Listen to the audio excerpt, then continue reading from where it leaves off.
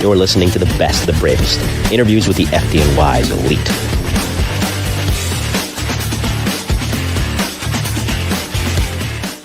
I'm trying to get this one on the docket for a while, and tonight it finally comes to fruition on the first day of August, mind you. And welcome back, ladies and gentlemen, to another episode of the Mike the New Haven podcast, and what is an ongoing continuation across these couple of weeks here of FDNY shows. We had done solely PD interviews upon our comeback, but I wanted to delve back into the FD side of things.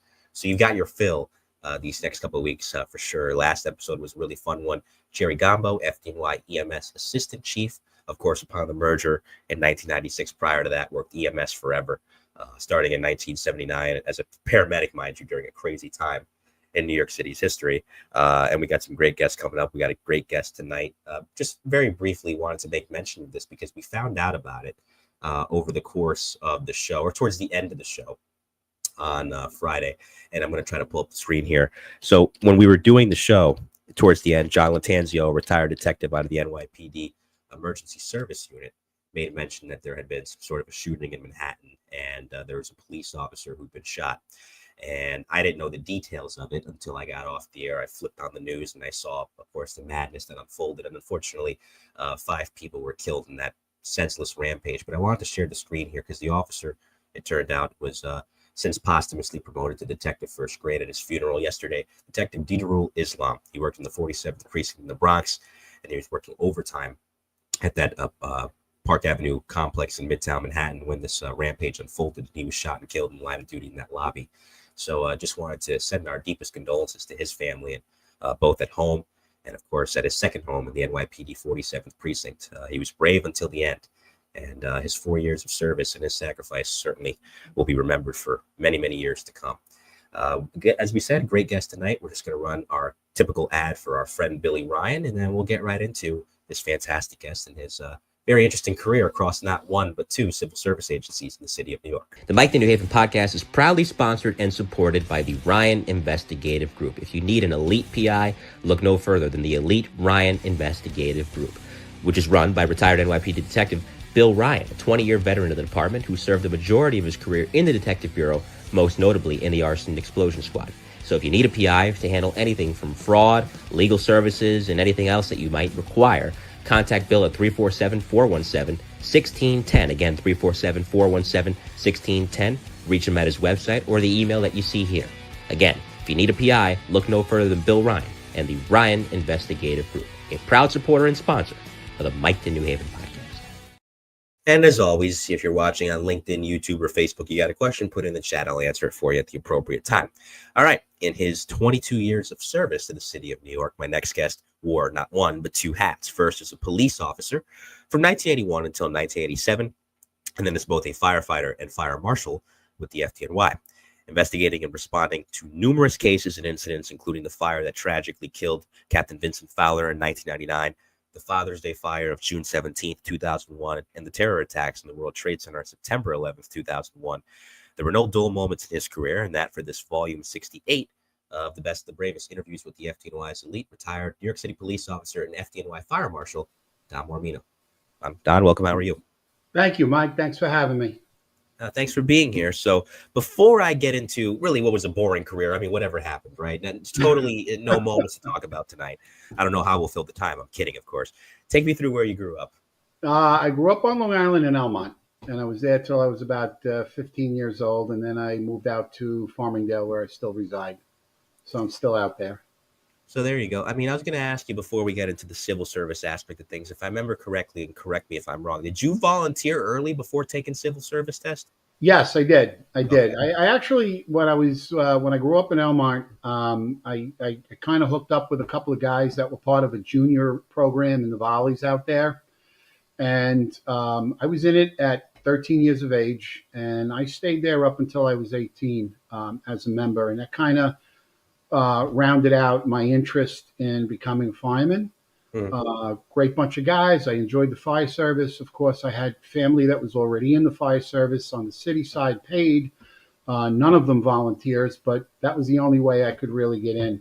So between like my younger teen years, it was, with the juniors in Elmont, and right up until I joined at 18 in South Farmingdale, where I am now.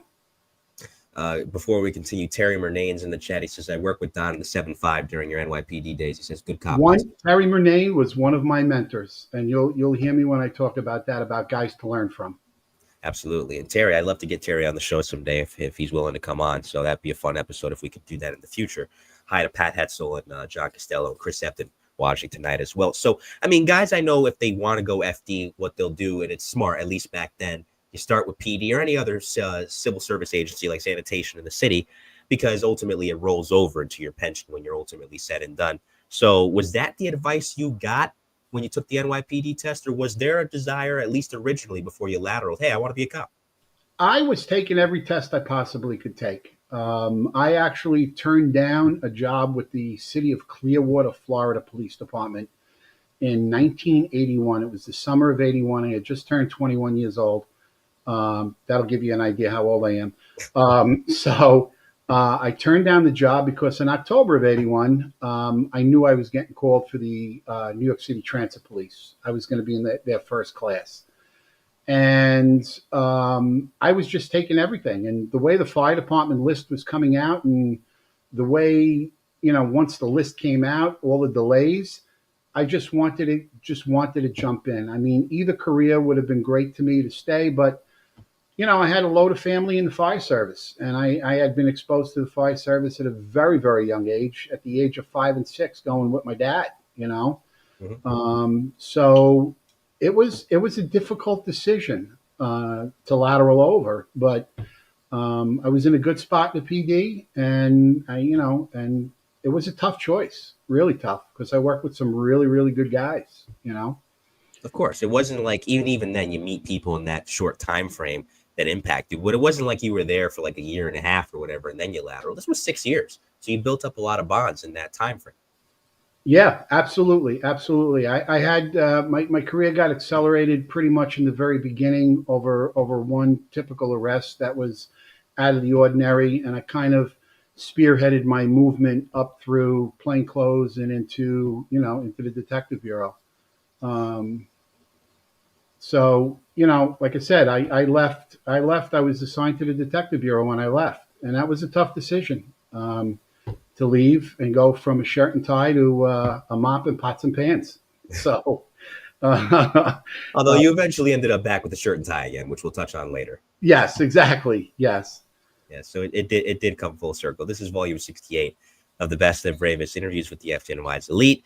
Our guest tonight is retired FDNY Fire Marshal Don Mormino, who originally was a New York City police officer, and another friend of yours, Keith Kessler, is in the chat. He says, lifelong friend, they don't come any better. So he's tuning in. Keith Kessler's dad was my father's partner, and a good part of one of the reasons why, my dad, when he worked with Keith's dad over in 259 Engine in the field comm, his dad was a very big part of my career. Oh, man. So small world. And it's good to see all of you in the chat tonight. Like I said, any questions or any stories, fire away, and we're happy to share them tonight. So I want to go back for a second because you mentioned the transit police. As all of you know by now, most of you, of course, come from civil service in the audience. 3 different police departments back then. Up until 81, 82, housing and transit were running their own academies. After that, the NYPD ran for all 3, and then they kind of pick and choose who went where. Did you start in transit and then roll over into another academy class, or did it change along the way to city? I spent almost 11 months in the police academy. I got hired. Wow. Yep, I got hired by transit in October of 81. Okay, mm-hmm. October, November, December, and January, I was in the Transit Police Academy up in Harlem, 155th Street and 8th Avenue. Okay, in a school, sitting in small little desks, because the transit police had their own police academy. So come January, out of the class, I think there were 200 of us in the class. There was like 75 or 80 of us that got the call to roll over to NYPD in January of 82. And we all went down on the same day. We got the notice and told the transit police that we were resigning and going to NYPD. So they're like, oh, they try to kind of convince us to stay, but we all wanted to roll over. So they were going to hold a bridge class for us. And basically, since we were 4.5 months into a 6-month academy, they were going to hold a class in the PD academy to say, okay, these guys already had the first 4.5 months. Let's give them another month and a half, and they're ready to go. We got 80 guys onto the street. Well, there was a councilwoman in the city of New York that sat on the MTA board also, or had influence with them, and said, no, they want to leave us. Let them start over. And she was adamant. So after being in the academy for like 4.5 months, I had to start from scratch. Jesus, that's so petty. But the good part of that is the transit police curriculum was exactly the same as the NYPD curriculum. So for the first 4.5 to 5 months, everything was repeated for me. It was a no-brainer. I mean, I had just gone through all that studying and everything else. So the first 4.5 months of the curriculum in the NYPD Academy was exactly the same. I aced every test. Why? Because I had all the answers. I had the reviews. I had, everything done. So in June, when it came time to get out, well, I got out, and we got out of the academy. There were 3,000 of us in that academy class in January of '82. The class was huge. We worked the scooter chart. It was three shifts, A, B, and C squads, platoons, and we were working 7 days a week. Depending on your days off, rotated, and because the class was so large, they had those NSUs where you'd go for training once you got out. There were so many people that the NSUs couldn't handle 3,000 cops. So they made these quasi task forces and sent you to the boroughs in this task force. And the transition was you go from a task force to the NSU to a precinct. Well, they realized that they were short of manpower. So what they did was they went back and took the top 10% of the class, the 3,000 guys, and they sent them right to commands. So I was in the top 10%, not because I'm a super student. It's because I went through it twice. Right. And I got picked, and I went right to the 7.5. And, my first question is they said, okay, you're going to the 75th precinct. I'm like, okay, where's that? They said, it's in Brooklyn. And being from Long Island, my next question is where's Brooklyn? So, but I got there, and and that's where I started. I only had a couple of weeks on a job, and I was already into a command with a partner that had 15 years on a job, and that was it. I was in a radio car in, a couple of weeks. And you don't just go to any precinct, and this is where, when Terry mentioned it in the chat, my eyes kind of lit up a little bit. You go to what is the most violent precinct in the city at that time. You give us 22 minutes. We'll give you a homicide. There's a lot of guys that have been on the show that worked the 7.5, and if they didn't stay their careers there, they eventually went on to detective squads. They eventually went on to the emergency service unit because truck 7's in that precinct. You guys were busy. Not a lot of mileage in that precinct, but a lot of violence in 2 or 3 square miles? No, the precinct is actually one of the largest in the city. And correct. Yeah, the 7.3 is the small one. The 7.5 is the large one. That's where I got mixed up. And it goes from Queens on the north end all the way down to the water on the south end. You're talking about Jamaica, Interborough Parkway all the way up on the north, all the way down to the water, down off of south of the Bell Parkway. And the precinct, it was the crack era. Crack was going wild. They were killing everybody. It wasn't uncommon to have 1 or 2 homicides a week there. And the numbers were outstanding. And the detective squad there, looking as a young cop and watching, that's how I learned that, because just over repetition of watching these guys that put time in, probably at that time the busiest precinct in the city of New York with the most homicides and the most shootings and the most guns. And it was like the Wild West.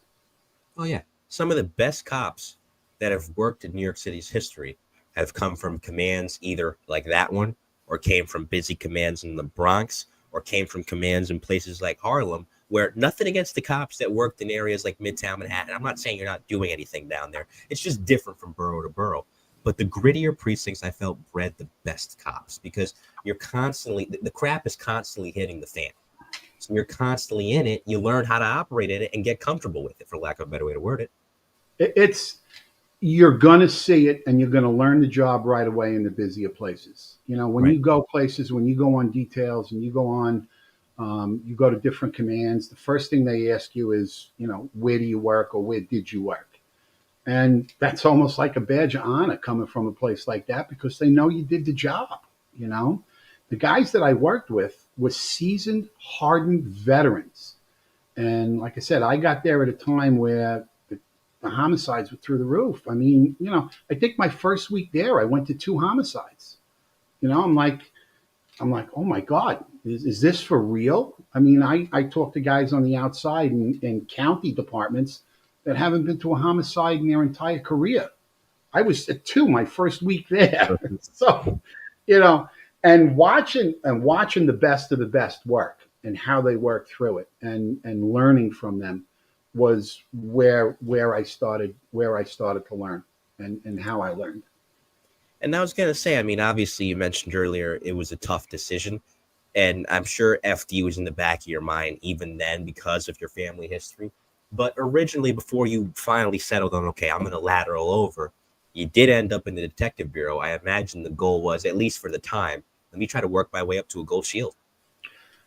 That was my goal originally. That was and to leave it on the table and leave, only being a couple of weeks away from getting it, was very difficult. My career, I kind of accelerated my career. I was only on the street in the 7.5 about a year and a half. I got extremely lucky. My partner Dennis and I, one day get flagged down on Jamaica Avenue by a woman and her young daughter who just came out of Catholic school and advised us that the daughter was flashed by somebody driving a brand new Corvette. So we take off down Jamaica Avenue. We get the vet. We get the guy. We tell her, come meet us. Okay. Of course, the guy's denying everything. And P.S. He's wearing a pair of those tennis shorts from the 70s, you know, in this brand new Corvette. The girl identifies him as, you know, so we know we have a collar for public lewdness. Besides whatever else, he, you know, like I said, it was my turn to catch. I was up for the collar. So we wind up locking him up and taking him back to the precinct. And the guy tells me, as I'm driving him back, listen to me, I can't get arrested. I'm bonded. I'm like, what do you mean you're bonded? He says, well, I have a bond and I have to get bonded. And if I get arrested, I'll lose my bond. I said, why? What do you do? He's like, I'm a trainer over at the racetrack, over at Aqueduct, and I have to be bonded. And if I get arrested, I can't be a trainer anymore. I'll give you $1,000 to let me go. So at that time, the NYPD had this thing called the Integrity Review Board under Commissioner McGuire. Yeah. And so we bring him back to the command. We put him in the cell. We tell him we'll work everything out. Now my mind is spinning. We tell the boss. They call internal affairs. They got a guy there with a tape recorder. They put the tape recorder in the room. The guy comes into the room. And I'm like, look, what you did was wrong. You know, this and that. He's, you know, he goes through the whole story again. And he says, I can't get arrested. I told you I'll give you $1,000. I said, you got the 1,000? He said, yeah. He reaches into his pocket. He hands me 10 $100 bills. I take the bills. I said, okay, now you're under arrest for bribery. He's like, no, I didn't. You know, he's like, no, I gave it to you to hold. And so I opened up the desk drawer. The tape recorder was in the desk drawer. I opened the door. The 2 guys from Internal Affairs, FIAU, are outside. I hand him the $1,000. And he goes down and he gets arrested. The CO of the precinct, great guy, Inspector DePiro, loved the guy, very good for the guys, puts me into the Integrity Review Board. A week later, they said, what do you want? And I got a year and a half on the street. What do I want? I want to go to narcotics. but you got a year and a half on the street. I want to go to narcotics. Stupid me. I should have said I wanted to go to aviation. So, which was, I look back. So the CO, they goes to the integrity review board. The integrity review board says, I don't have enough time to go to narcotics with a year and a half. The precinct CO said to me, okay, Don, look, I'll put you in the SNU unit, which was the street narcotics unit in the 7-5. Yep. And I was out of uniform the next day. That was it. A year and a half in uniform. The next day, the CO put me in the SNU unit. And that's where I started doing my narcotics work, observation, buy, and bust, And then SNU transitioned into anti-crime, which then transitioned into the robbery squad, the RIP unit. From there, I went and did a stint in public morals, which was PMD, which was horrible. I've heard. Well, it was during padlock. So they wanted all these number places, and all we were doing was hitting number places. Every now and then we'd make a couple of prostitution arrests, a couple of ABC violations with the alcohol and tobacco, the alcohol and beverage control. It was a time around Robert Chambers when underage drinking was a big thing. So we had an underage drinking thing that we used to do. But I just wanted out of there. I called the boss from the Brooklyn Robbery Squad when I was in RIP. And he said, if you can get out of PMD, I'll take you back. I went to the CO again, and I said, look, I can go back to Brooklyn robbery if you release me, because I only had a year there. He said, go. Just happened to be the same inspector that was the CO of the 7-5. So he said, if you can go back to Brooklyn robbery, go. I'll let you go. And that was it. I went back to Brooklyn robbery, this time on the detective bureau side. And I got assigned. I was in the 7-7 RIP, and then the 7-7 RIP, and then the 8-1 RIP, and then was getting ready for a detective shield, and the FDNY called and said, you got a decision to make. And it was, what do I do? And we'll get to that decision momentarily, but I do want to go back because I see Steve Iorado's question in the chat, and he says, in light of that, the fact that you had to do it twice, were you the class valedictorian? No, I was not. No. Although I was up there, I was not the valedictorian, no. But remember, I switched over with, from the Transit Academy, there were 80 of us. I think there was almost 80 of us that left, and which, didn't set well with the transit police because, and I think that was probably one of the reasons why they eventually wound up merging years later. Yeah. Is because everybody wanted to get out of the hole to go onto the street, And I don't blame them. It really wasn't a desirable police department to work for until Bratton came there. Until Bratton came in, they really modernized him, and Jack Maple too, really modernized the place. And Jack Maple, especially with the decoy squad, it wasn't a landmark police department. They were, they were often referred to as the other police. Same thing with housing. And although at least with housing, okay, yeah, you're on the street, you're working the projects, but there was a lot to do with the projects back then. So I'm not bashing transit cops. We've had a lot of them on this show from the old time transit police, but it was a tough job to work back then from the moral standpoint, and obviously being in the subways all day. It was, and they were tough because they all worked solo. They were all by themselves because when number one, the radios hardly ever worked. Yeah, they were garbage. I was going to say that. So, and that's a whole nother story I got for later on, but. The stories didn't work. The radios didn't work, and they were on their own a lot. And you got involved in something, and you got involved. It was tough, and unfortunately, I was in the Transit Academy with Irma Lozada. Irma was in the next company over from us. I was in 10. She was in 9. We took PT together. We did a lot of stuff together, and I knew her. And and again, when she got out, she did well for herself. And she did. Unfortunately, she was killed in the line of duty, which was a tough one because I knew her, and she was really into the job. She really enjoyed the job. But again, it's working by yourself. Radios that didn't work, chasing a bad guy, off the system. A lot of things went wrong, and it's just a shame. Yeah. Every time I read about how she died, I want to cry. I'm not crying, but it always gets to me. That's one that really, really bothers me, because with how she started her career, like you said, she was doing very well for herself. Beautiful young girl as well. She was not, she would have done great things in the police department.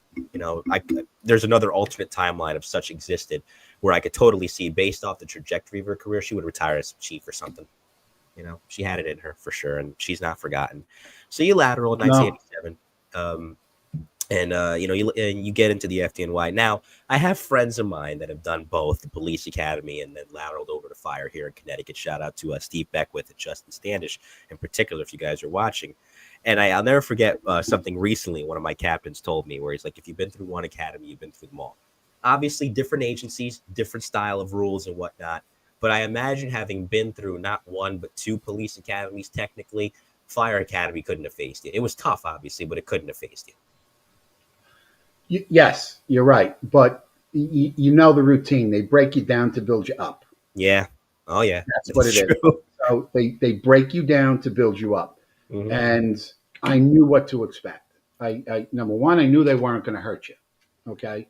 Number two, I knew the game, because, you're in there for 16 weeks. The first 10, 11 weeks, they're going to be mean and ogreish and everything else. And by week 12, they're like your friends, and they're talking to you normally, but you still know your place in line. And by week 16, you just, it's a whole different, that was my drill instructor, yes, very regimented, very disciplined. You had to do the right thing. But if you knew the game, like I said, having been through 11 months, I kind of knew what to expect. Right. And you were able to deal with it just fine. That's why, for me, and I thank my drill instructors at the time, even if it didn't end the way I wanted it to, for being how they were. Because if I ever am to do another fire academy again down the road, to your point, you know what to expect. The lack of familiarity kills you sometimes. I know it killed me in the beginning, but I'm like, oh, okay. You meet these guys outside of that context. And to your point, yeah, completely different people. And it's understandable. It's a tough job. You got to have a tough skin to deal with it. Yeah, absolutely. And, if you had the right mindset, you did well. You did well, but you had to have the right mindset. It's a game. Exactly. It's a game. But they're there to do it for a reason. And it works. It works. Yeah. And they build you back up, and they mold you into what you should be. And I wholeheartedly agree with how they do it. It works. Absolutely. We'll continue on with your FD career now that we've reached that point a bit, but just one question here I didn't want to ignore from QCB in regards to PD. He just wanted to know if you were at the Palm Sunday massacre at all. No, I was off that day. Okay. Yeah. I came in the next day. Yeah, that was a rather crazy situation for sure. Yes, it was in the heart of the 7-5, and all the squad that was there that day I worked with very closely, because when you doubled up on days and 4 to 12s, I knew everybody that was there, and I had the opportunity to talk with them. And the seasoned people that were there, it was tough for them. Mm-hmm. It was tough for them, and talking with them back then on what they faced when they encountered it, when they went in there, it was horrible, And if anything good could come out of it, there was a survivor. And it was a little girl, a baby at the time, and eventually she was adopted by one of the cops that showed up. At least it had a silver lining at the end of it. Yeah. She wound up, the police officer at the time went through the process and eventually adopted that little girl that they found when they got to the Palm Sunday massacre. And what a great story. That I think is the culmination of, as bad as things could get, there was a silver lining in that cloud for that little girl, Absolutely. Thanks for the question, QC. And thank you earlier for your question too, Steve Iarato. So those 7 years you spent on the line, you were essentially in the same house because you went across the floor. 332 and 175 are in the same quarters. Those 7 years were spent in Brooklyn, the first 5 at 332. So working an engine like that, I mean, Brooklyn's still busy. It was even busier back then. I mean, we're not in the war years anymore, per se. That was primarily the 70s, 60s, and 70s. But there's still a lot of work to go around. So tell me, at least in that part of Brooklyn for 332 and 175 truck, What are we dealing with? A lot of Queen Anne's, taxpayers, tenements. Like what type of fires were you guys normally going to? Well, and again, let me just preface this by my transition over, my lateral over. Remember when I said before I went from a shirt and tie to pots and pans? Yes, you did. The thing to remember is it was in the same neighborhood. So the neighbors and the people on the street were used to seeing me in a unmarked car driving around and making arrests and making collars and doing, locking up drug dealers and, and here I am 4 weeks, 5 weeks, 6 weeks later, whatever it was. I'm now on a fire truck and they're looking at me like, I'm like, no, it was my cousin. It was, you got me mixed up with my twin brother. Yeah. I just, same neighborhood. I moved my lock of 13 blocks. That's what happened. That's a good way to put it. Yeah. I moved the contents of my lock of 13 blocks. I went from Sutter Avenue to Bradford Street. So the neighborhood was a lot of private dwellings.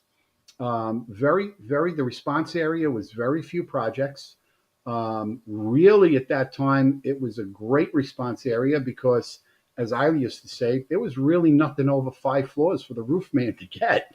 So we had, you didn't have to worry about all these tall buildings that the outlying response areas had. We had very few buildings that went more than 5 floors, Mm-hmm.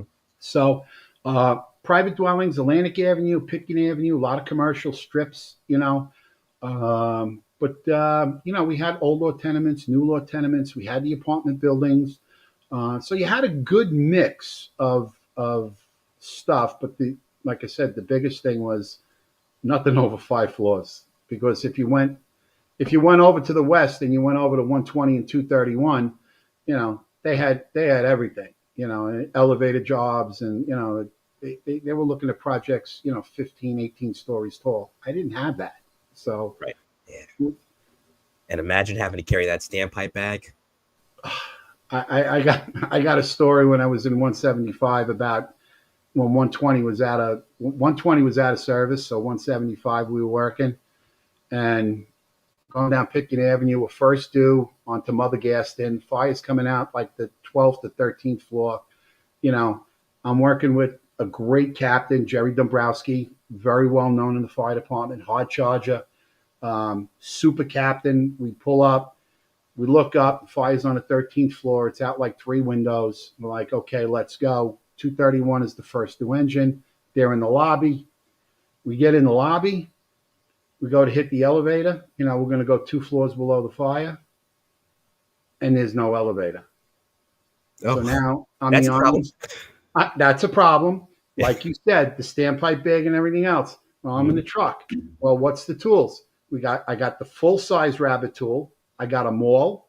I got a Halligan. I got my mask, and I got the captain in front of me saying, "Okay, let's go." 13 flights of stairs. So we get up to I get up to like he's like 2 landings ahead of me. He's like, "You coming?" I'm like, "Yeah, I'm working my way up, Cap. I'm like a pack mule here. I'm carrying, with bunker gear no less." Yeah. Okay. Jesus. I get up to the fire floor. He's down the hallway. I crawl down the hallway. The fire, the smoke is out in the hallway. It's banked to the ground. I get to the door. Captain Dombrowski is at the door. I just looked up before I put my mask on. I said, "Cap, you better hope that door is open because I'm shot." So I am literally shot. And he's like, "All right." So we tried the door. And it was open. So I said, "Thank God." But by the time we got up there, we made it. We pushed through the hallway into the living room, and then everything just lifted. And by the time we got to the back 2 bedrooms, there was nothing left. The fire had burned itself out. There was nothing in there. I'm like, you mean I went 13 floors with all of this stuff not to get any fire duty? There was nothing in the room. It was 2 mattress springs. That was it. Everything was incinerated. Yeah, jeez. I mean, well, at least your cardio was good. You got a great cardio out of it. Well, I got a great cardio. I think I felt it for a couple of days afterwards. I can imagine that. And yeah, that's even again to your point. even 5 flights of stairs is a lot. You're starting to feel it because it's a heavy. I've carried it once, not up that many flights of stairs, but just around the firehouse to get a feel for it where I work. And it is heavy. And I was doing that without gear. I was getting a feel for it. My shoulder felt it. Imagine with 75 pounds of gear, you got your air pack, you got your mask, you mentioned you got the rabbit tool. I mean, I'm surprised the fact that you even made it up 13. Don, I would have died. I'll tell you that right now. Like I said, when I told the captain, when I crawled down the hallway, he was at the end of the hallway where the door was. I said, Cap, you better hope that door's open because I'm shot. I'm literally, I mean, the can man was right with me. And like I said, we as soon as we popped the door, we got in and we got to the back of the apartment and everything just like, it was like, everything just lifted because there was nothing left to burn. Nature did its job in that one. Besides that, hopefully you weren't carrying standpipe bags up that high. First do engine work anywhere you go in New York City is fun, especially if you're in a busy company. First do engine work in a borough like Brooklyn, especially back then, which was burning the most, I think, out of the 5 boroughs. I mean, maybe the Bronx had it beat in certain areas.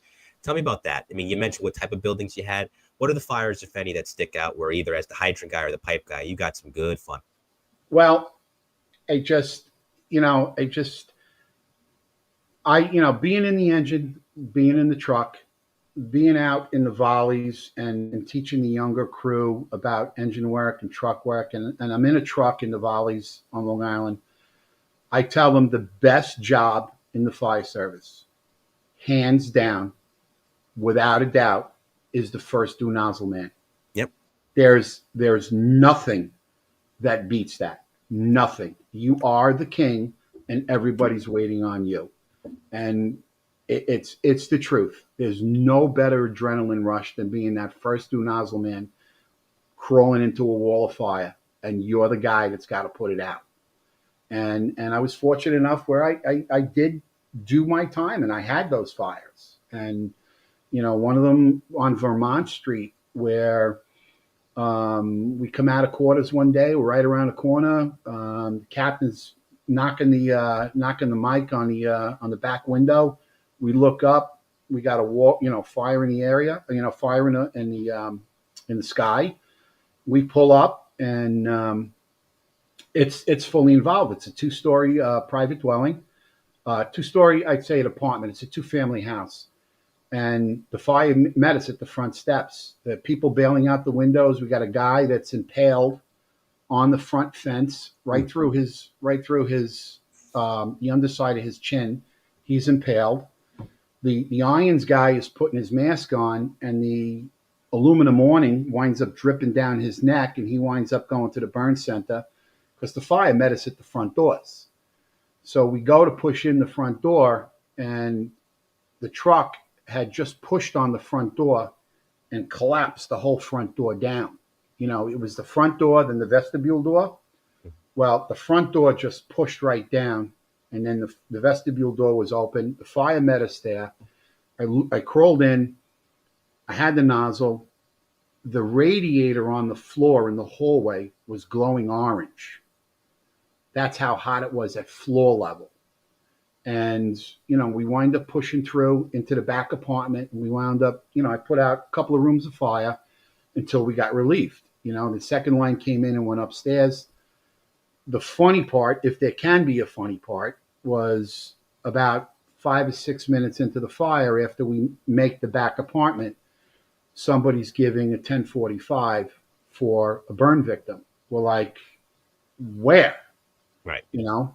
And it just happened to be when that first set of doors fell down, it fell down on top of the guy that was there. Ugh. Looking back, maybe not a bad thing because he was the arsonist. So Never mind. There goes my sympathy. Yeah. So he actually had a dispute with a guy on the second floor. Mm-hmm. Poured gasoline, second floor landing, down the stairs, not realizing it's not the gas that burns, it's the vapors. He goes to torch it off, and what happens? He gets caught in a fireball, and he gets caught between the 2 doors. And the first do engine, first do truck, second do engine, second do truck went right over the top of him. The doors were down. So everybody crawled over the doors and went in until somebody moved the doors, and there was the arsonist underneath the doors, and he didn't have a shot. So No. yeah, 1045 code 1 right yeah, there. exactly. So, but first due, like I said, the first due nozzle guy is the guy. There's no better job in the fire service. Trust me when I tell you. No, I've heard it. I Yep, believe yep. I believe it. This is volume 68 of the best, the bravest interviews with the FDNY's elite. Don Mormino is our guest. He spent 22 years in civil service in the city of New York, 6 with the NYPD, 16 with the FDNY. You weren't in 175 truck long because you went to the Marshals in 94. You got to 175 truck in 1992 when you slid across the floor. You loved first due engine work. Nozzle work is where it's at. We both agree on that. Truck work, though, I mean, listen, after the academy, I have a newfound respect for, not that I didn't respect them before, but I have a greater respect now for guys and gals that do truck work, because you got to be a beast to do it. And especially in a place like Brooklyn, 175 truck, man, not one of the sneakier. It's no secret. That's a good truck to be in, because the work you get, tell us about it. Extremely respected company still to today. Mm-hmm. Not a lot of running, but they do their fair share of fire duty, and Right. it was a good transition. The house at the time had just merged when I got there, so there was still a little back and forth between the engine and the truck, between the guys, the old timers that were there. But the transition for me was pretty smooth. A lot of guys took me under their wing. I was coming out of the engine and, going to the truck, and they expected it to be done their way. And it's different work. It's definitely different work. With the engine, you're with the boss, you went right to the fire, you put the fire out, and that was it. The truck, a little bit different. The roof guy operated on his own, the OV operated on his own. The can and the irons went with the boss. And again, when you get into the apartment, you get into the building, you wind up separating, operating on your own. So they wanted to make sure, and the guys that trained me and the guys that watched over me made sure that I was comfortable in working by myself and knowing what to do, when to do it, okay? Because if it went south, you needed to be able to handle it on your own, until somebody was able to get to you. And, the OV, you're going to the rear, you're going to the floor above in the rear, and, you're going through a window, you're doing your search, you're on your own, you're working opposite the engine company. And some tough spots to be in, it's the truck work is right. You got to be a beast, and, like I said, what I did for a living, I squirted water and broke windows and pulled ceilings. That's, but the broke windows and pulled ceilings come from the truck end. Mm-hmm. And it's tough because you got to open everything up. Tin ceilings are the worst. You get a tin ceiling in a lot of those old law tenements, to try and get those ceilings down to get the fire on the other side of that is tough, because you got to really work at it. And it would really put a hurting on you. You had to be in shape. Right. And it's not, as I've learned, been talking with you guys and then just, seeing it for myself as a volunteer. It's not once the water goes in the fire, okay, job's done. Overhaul takes forever. And I'm not complaining when I say that. I'm just saying, as someone who's witnessed it, overhaul takes a while, because you got to make sure there's no other hot spots. There's no other spread. You didn't miss anything. You need your legs. It's not just one part of your body. Oh, have strong arms. If you don't have strong legs, it's fine. You need all of your body to make overhaul successful, to complete the operation. Taking windows, same thing. So yeah, fitness is key. If you don't have it, it's just not going to be possible. You had to make sure you opened everything up, because the rule is and still till today, you don't want to be called back there for a rekindle, because it just doesn't look good for the company. And no, not at all. You go there, you open everything up, you get water on it, the engine puts water on it, and you make sure that the window frames are trimmed, the ceilings are open, the walls are down, that fire's not hiding any place, because the last thing you want to do is look bad and say, these guys left early and this fire started back up again. That's in the fire service, that's not a yeah, it doesn't bode well with especially with the companies around you breaking your shoes. Like, how many times you're going to put this fire out? It just, we were here before. You want to put it out again? Right. So there's a lot of bull breaking that goes on with that. No, absolutely, and it's not the kind that you want either for the reasons that you just mentioned. Like I said, what a boring career. We've been talking for 45 minutes. We haven't even hit the Marshals yet. Like, whatever happened, right? Whatever happened. 13 I'm years. in, Mike. I'm in. I'm going nowhere. I'm good to go. I know. I've been enjoying the conversation with you, but we've been covering a lot of ground, and that brings us to 1994. And you can take the man out of the police department, but you cannot take the police department out of the man, because you go into essentially what I think is, as someone that loves both, and this is no knock on engine work or truck work, you go to a squad, you go to a rescue, that's cool too. But blending the best of both worlds, which you had the chance to do in the fire marshals.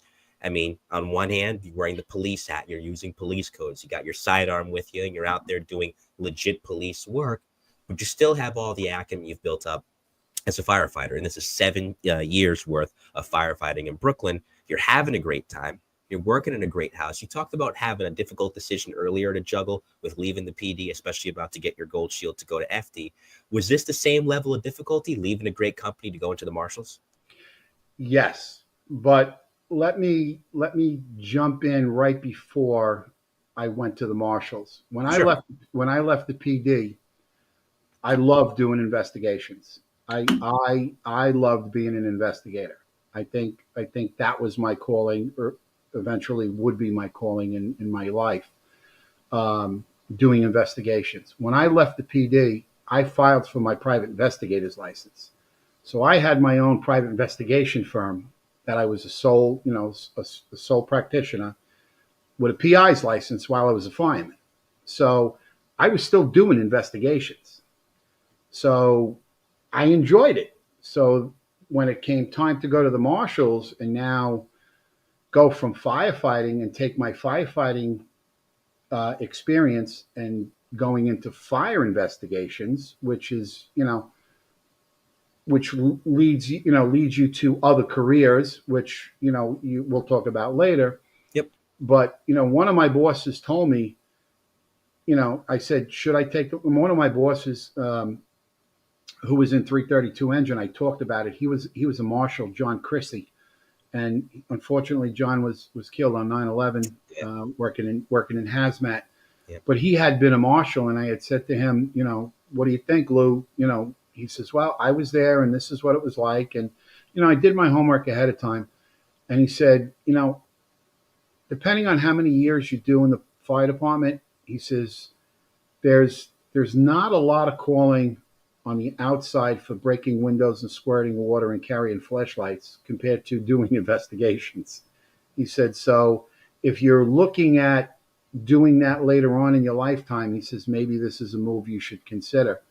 And I took that wholeheartedly. And thanks to Lieutenant Krishy, he pretty much made up my mind and said, you're leaving a good company, you're leaving a great fire company, but you're moving on. And I had an uncle that was a battalion chief in the FDNY, and he said, always keep moving. 5 years in one place, go to something else. 5 years in another place, go something else. And I kind of listened, and I watched his career as he moved through different things and as he accelerated in rank. Uncle Bill wound up retiring, battalion chief out of safety, but he was always 5 years here, 5 years there, 5 years here, different boroughs. He said the move is good. It gives you a well-rounded experience. So transitioning from the fire company to the Marshals with listening to those individuals was pretty much an easy transition. It's funny you say that, because I've heard that from both PD and FD guests in the show. I harken back to a story that Steve Lanos told on this show, who retired out of the bomb squad. He was previously an emergency service cop as well, where the advice he got early on, like you got here from Lieutenant Krishy, was bounce around, kid. That was the words he got from a senior guy of his own. Bounce around, kid. Same concept. Get a little bit of everything. You're more well-rounded as a result. And I knew he was in hazmat. I didn't know he was a Marshal before he made it to hazmat. Yeah, he was a Marshal. Then he went to hazmat. Then he got promoted to lieutenant, and eventually he wound up in 332 as my lieutenant. Yeah. And great fire officer. Went to a lot of fires with him. cool, calm. He had the experience. Really well-rounded individual, and then eventually he wound up making it back to hazmat as a lieutenant. And Yep. then we all know what happened. Yeah, So sadly, but much like Irma Lozada, he's not forgotten either. His memory lives on as well for all the good he did and contributed to the fire service. Now, working in the Bronx and Queens bases as you did early on, people underestimate. Fire, scary as it is when it just happens naturally, careless cooking or faulty electrical wiring. When fire is used as a weapon, for whatever the case is, people underestimate just how dangerous a weapon it can be. Even more dangerous than a gun, even more dangerous than a knife. So, working in the Bronx and Queens back then, you like investigations. What type of investigations were you doing? Are we talking fireworks, the dealing illegally of these type of things? What was going on? Besides, of course, arson. well, the arson is the main thing. But you when we got into the fire marshal school, our main instructor, a gentleman by the name of Jack McCauley, who was a supervising fire marshal, another guy, great marshal, very into the job. Jack told us it's sometimes not about the criminal aspect in making collars. It's sometimes about the civil part, Yep. and the civil part is what's going on there, product liability, what caused this fire. Is it faulty equipment? Is it something that Consumer Product Safety Commission should be aware of? It's not only a criminal aspect, it could be a civil aspect where and the marshals in the city of New York, and we see it now with the lithium ion task force. They've taken the forefront on again the lithium ion industry. Yep. And we took on back then. There was a marshal that took on the heater, the oil fired electric heaters that had been a problem in a couple of our fires. We've had a number of product liability cases where we had to testify on, and it changes the consumer products that go out into the world. Could be an accidental fire, but it could still kill somebody. So even though the bad guys are doing the arson for profit or for revenge, the product liability on the civil side, we're discovering and we're coming up of, when you see the Consumer Product Safety Commission put out these things that all these things are causing fire, well, who do you think's telling the Consumer Product Safety Commission that these things are causing fires? Well, it's the fire investigators. Right. When you go to multiple fires where a heater, where you have an oil heater, the electric heaters, and you have 6 or 7 of them, well, that pretty much gives you an indication that there may be a problem here, and that's the case. So, it's not only bad guys. It could be very innocent, but the job as the fire investigator is to determine that cause. And right. It's important. I mean, you have fallen members there. And at the same time, even if they're not killed in the line of duty, if they're seriously injured, all the more reason to look into it. So not just to rectify that situation, but also, of course, to, make sure it doesn't happen again. And 94, 95 is interesting when you get there. Watch Street changed a lot with the 3 fatalities there with Seidenberg, Drennan, and Chris Young, I believe, was the other. Yes, Young, Drennan, Young, and Seidenberg, yes. I don't know if it was Chris. I think it might have been James Young, Chris Seidenberg, James Young. I got the names mixed up, but they were killed in that. And of course, George Leonard that same year, he didn't die right away. He was severely injured, and that was an arson fire in June. He died, I believe, the next month. 1995, though, I wanted to ask. I know you got there in 94, but I didn't know if you had those 2 investigations. When Pete McLaughlin got killed at a building, out of Rescue 4, that was Sniper McLaughlin got killed at a building previously with 170 code violations. Did you have that investigation at all? No, I didn't do that one. No, Okay. They had the SIU, the Special Investigations Unit, with the catching marshal wound up doing that. But again, it comes down to firefighters being injured in the course of duty, and when you do find that there are these violations and these illegal renovations, and that are contributory to the death of a firefighter, or a serious injury or a career-ending injury of a firefighter, it may not be criminal, but civilly, at least, whatever was there, whatever these violations were, can be handled on a civil matter. And I've been to court to testify on behalf of firefighters in the civil matters because of these violations. And it's not criminal. It's a civil issue, but it directly is related to his injury and his career-ending injury, and his disability for the rest of his life.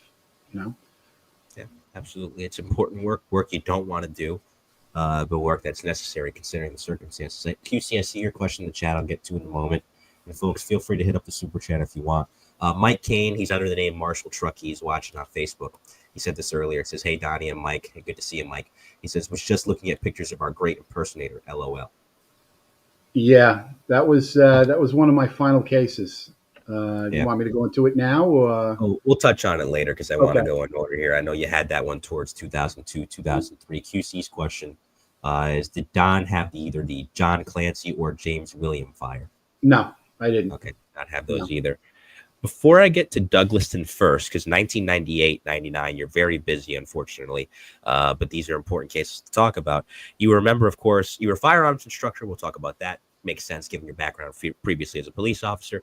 The fireworks task force. Fireworks are illegal in New York City, wink, wink, but it doesn't stop certain people, especially in a condensed, compact environment like New York. If something goes wrong, it's going to go really wrong. So that, especially around 4th of July, had to have been so taxing. Because it's not just you, it's the arson explosion squad of the NYPD, it's the bomb squad too, because they got to handle this stuff depending on the severity of it. So it takes a team. Tell me about that, especially around that time of year when things are hectic. Well, back when I got asked to participate, it was a very, very small, it really wasn't a task force. It was, I was working in Queens, and the marshals, the chief fire marshal and the assistant chief fire marshal, were looking to make collars on fireworks. And we had gotten information that, we had a menu. A guy had sent out a menu that got delivered to another guy, order your fireworks. And so he gave the case to me. I wound up ordering a whole bunch of fireworks from this guy, made a meeting place. And in Queens, I went and I purchased, like $200 worth of fireworks, and collaring the guy in a van in a shopping center parking lot. And that was like the beginning of this fireworks thing, because then that rolled over on like, oh my God, we got great press on that. And then it was like, okay, let's build on that and build on that. And, the following year, the assistant chief fire marshal, supervising fire marshal, who wound up being the assistant chief later on, Richie McKay, took over the fireworks task force, and then we started building on it. You came off the chart. You came out of your command. We were starting in June. The year later, we were starting in May. The year before that, we were starting in April, and we started building upon it. And the years that I was on it, Mayor Giuliani, that was his big thing. The fire department response on the 4th of July was tremendous. The amount of working fires on that evening was, the dispatcher would tell you, pick a block and just pick a fire. That's how many fires there were. And they had the reserve apparatus, and they had all the boroughs had reserve apparatus and everything else. What was more concerning to Giuliani at the time, and I give him a lot of credit, was the number of civilian injuries due to fireworks. And it was in triple digits. And a lot of people got some serious injuries. And that's what he wanted to quell, was the serious injuries, along with the millions of dollars of property damage. You got Bill and Bob in the middle of the street setting fireworks off, and everybody's going, ooh, fireworks. Oh, look at the rockets, everything else. But Mrs. Johnson is down the block. When the wayward rocket lands in her gutter or on the roof of her house, and now she's out of the house because her house is burnt to the ground because of these guys down the block shooting fireworks. And it was commonplace. So as we built up this task force, we we started working with NYPD with arson and explosion. Then we brought in the ATF and their expertise. The bomb squad was always a part of it. The marshals, then the public morals units in the NYPD got involved with us, and we built this thing, this task force, and we would share information. As part of that task force, we executed arrests in. I've been to Pennsylvania and took down an entire fireworks factory in Pennsylvania. I mean, literally, tractor trailer loads of illegal fireworks heading for New York. In the swamps in Raritan, New Jersey, the bunkers that sit in Raritan, New Jersey, off the docks, filled these little warehouses filled to the brim with fireworks that were just waiting to come across the border. And we were building these cases. And the Raritan, New Jersey, I think we took 3 tractor trailer loads of fireworks, like a month before 4th of July. They weren't legal stuff. It was all illegal stuff, and it was all destined for the street. And the 1 or 2 years at the end when I was on it, the injuries went down to single digits, going from triple digits to single digits, and the fire response went to like almost a normal night tour because NYPD was all in, the fire marshals were all in, ATF was all in, the PMD units were, the OCCB PMD units were all in, and we were just taking all of these guys on the street, that these house stashes. We did search warrants on houses. I hit a house in the Bronx when I was a Bronx Marshal in the very beginning when this started. I was basically watching the house, and I catch 2 people coming out of the house with a shopping bag. Okay, because we had a tip. They got fireworks. I wound up flipping them. They give up the house. I go to the DA's office. I get a search warrant. 8 o'clock the next morning, we hit the house with a search warrant. The guy's got a patio in the back of the house, a covered patio. It's set up like a supermarket. So it just, what do you want? Bottle rockets? Oh, that's in section 1. What do you want? Firecrackers, section 2. Cones, section 3. It was set up like a supermarket, and this guy was supplying the neighborhood. So, and it excelled from there. The biggest thing with the fireworks is, and the leverage that we had to flip these people to go to bigger and better, because as you do investigations, you start with the little fish to work up to the big fish, is the M80s, the M100s, the M250s, whatever they want to call them. Those are the the ash cans, the M80s, the ones that aren't regulated by the fireworks industry overseas. These are actually, according to the penal law, unclassified explosives. It's a felony. Really? Believe it or not, an M80 and a plain wrapper with a fuse that's about the size of a pill bottle could be considered by the law as an unclassified explosive because it's because of the amount of gunpowder and the amount of devastation. So when you start to work with that and you start charging these people with felonies, whether the DA's office decided that they were going to go with it or not, you held something over their head. Well, you'll get the misdemeanor or you get the summons, or I'm charging you with a felony and taking you to central booking where you're going to get 3 hots and a cop. So,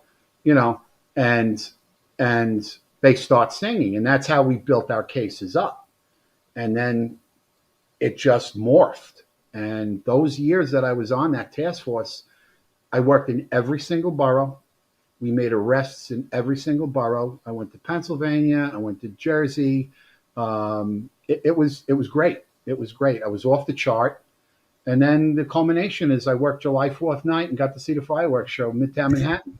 So, but a lot of great marshals, a lot of great investigators. Again, not it's a team. I worked on a great team, the task force. Mike Kane was part of that team. Yes, he was. A couple of other guys really good. Stevie Stepanidis was a supervising fire marshal. He was part of that team. We had a really good group of guys that worked together hard and for a cause. And to bring those injuries down from triple digits down to single digits, the 1 year I think there was 7 fireworks injuries. 7 in a city of 8 million, mind you. Exactly. And because of the burn notification law and the burn injuries and everything else, everything was being tracked. And it was like Giuliani said. He says, I can't believe what you guys did. I said, well, it's if you have the resources, you have the time, and you have the people that want to do it, we can do it. Yeah. So. Yep. And he adds Maryland in there too, Mike. Yeah, we went to Maryland also. Yeah. Yep. So. No, I mean, and it's impressive, like I said, because of the population size. And some people may think, oh, they're just cracking down on fun. Well, it's all fun and games, like you said, until somebody loses their house, somebody loses a limb, somebody loses their life. Well, the fire duty, like I said, the reserve apparatus. Listen to me. We all know that every fireman wants to go to fires. Of course. That's what we do. Yeah, why wouldn't you? As crazy as it sounds, the rush, the adrenaline rush. People jump out of airplanes as parachutists because they like the adrenaline rush. Firefighters like to go to fires because of the adrenaline rush, and we're doing something good. And the years that we did the fireworks task force, the guys that were on the reserve apparatus, everybody used to fight to get overtime to do that. Not those years. The fire duty was like next to nothing. And we had, like I said, we put a hurting on them. And we were locking the same people up year after year. If Joey from Bensonhurst, okay, in 1 year he was doing it. Well, don't you think that in April and May of next year, we were sitting on Joey's house watching Joey load cases from his car into his house again? How stupid can you be? Exactly. Keeps you in business. Well, and like I said, if the criminals weren't stupid, we'd be out of a job. So. Yeah. What a concept. Find a recidivist, arrest the recidivist, keep the recidivist in jail, and crime goes down. Who would have thought? Oh, geez, look at that. Look at that. Aren't we fighting that now? Yeah. What a concept. What a concept. Again, very important work, very good work. And I'm glad I was able to ask you about it because, again, that's a busy time of year for you guys. And I think what helped it, too, before we move on into Douglaston arson and the Fowler fire, is that Lou Garcia, who had it later, the charge of the marshals, that is, and Jerry Sheehan, who was the commanding officer at the time of arson explosion, later the bomb squad, they got along great. So when you have those two, I mean, there's always a sibling rivalry between FD and PD. You understand that better than anybody. But when you have two commanding officers like that, of two powerful units who happen to be great friends outside of work, it affected the work in a positive way. Right. Well, that very first case where I bought those fireworks from that shopping center from that guy in the van, yeah. Lou Garcia was the assistant chief fire marshal who kind of said, "It's yours. Work with it," and work with supervisor was Jimmy Kelty at the time.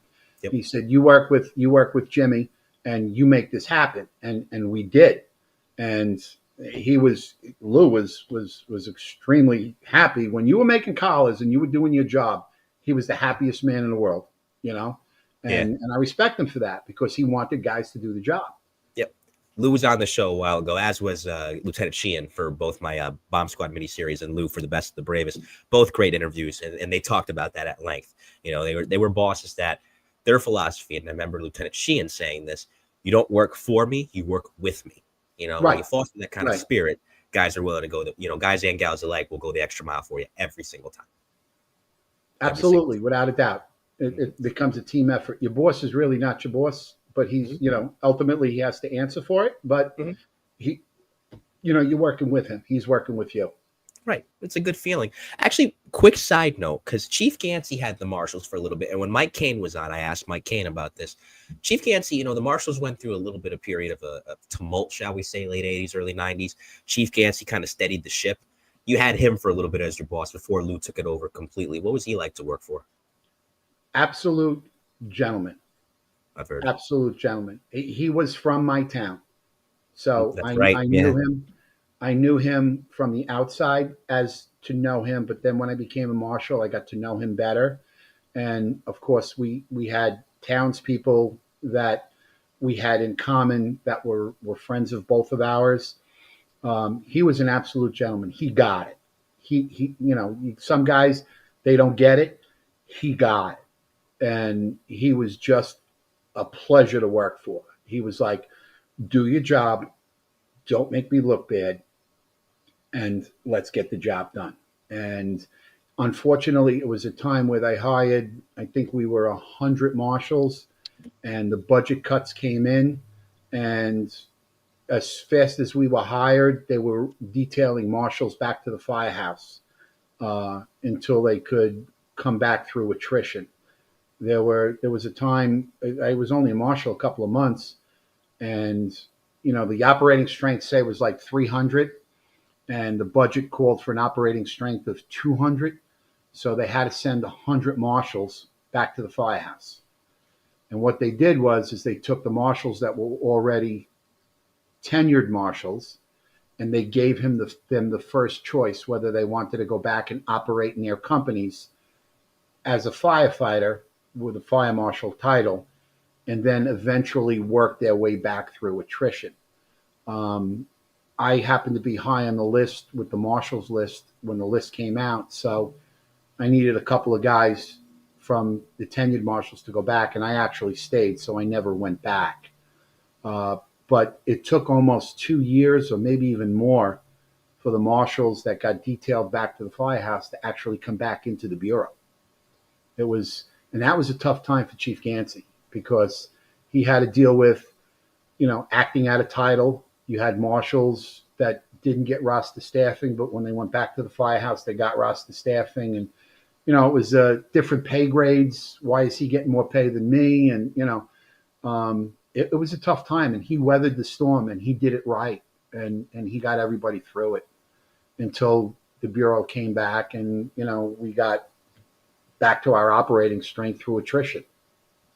Like I said, steadied the boat. And that was and people remember him more. And I was fortunate to interview him too before he left us a couple of years ago, ironically on September 11th. Commissioner Safer, when he was talking about his time as fire commissioner before he jumped over to the job he really wanted, and was also very good at it, and that's police commissioner. He said, I needed somebody who could provide a steady presence. And I knew Pete was that guy. And sure enough, whatever Pete touched in the fire department, it turned to gold. And that was one of those operations where I'm looking back on it and reading on it, it was a good decision by Commissioner Safer, for sure, to put him at the helm of that. So that brings us finally into this case, which was not settled until these individuals were convicted in July of 2001. So it's May of 1998. There is $125,000 worth of damage caused at this home in Douglaston. So because this is a melting pot of a case here for two reasons. One, obviously it's an arson. Two, it doubles as something of a hate crime potentially, because the reason why they set this fire in the first place, they thought one of the people living there was gay, evidently. So they torched the place, $125,000 worth of damage. You're not dealing with one suspect, you're dealing with multiple. A lot of different angles here. Tell me about working this case. All right. So the case was originally investigated, and they really couldn't put the pieces together on who these perpetrators were, or how the scenario went down and everything else. The woman who owned the condo, her name is Susan. She's probably listening right now, who I'm still friends with today. She had heard through her children that there were other people responsible for this, and she didn't give up on the case. Although the original marshal kind of let it sit, and it just went nowhere, and again, time constraints and everything else.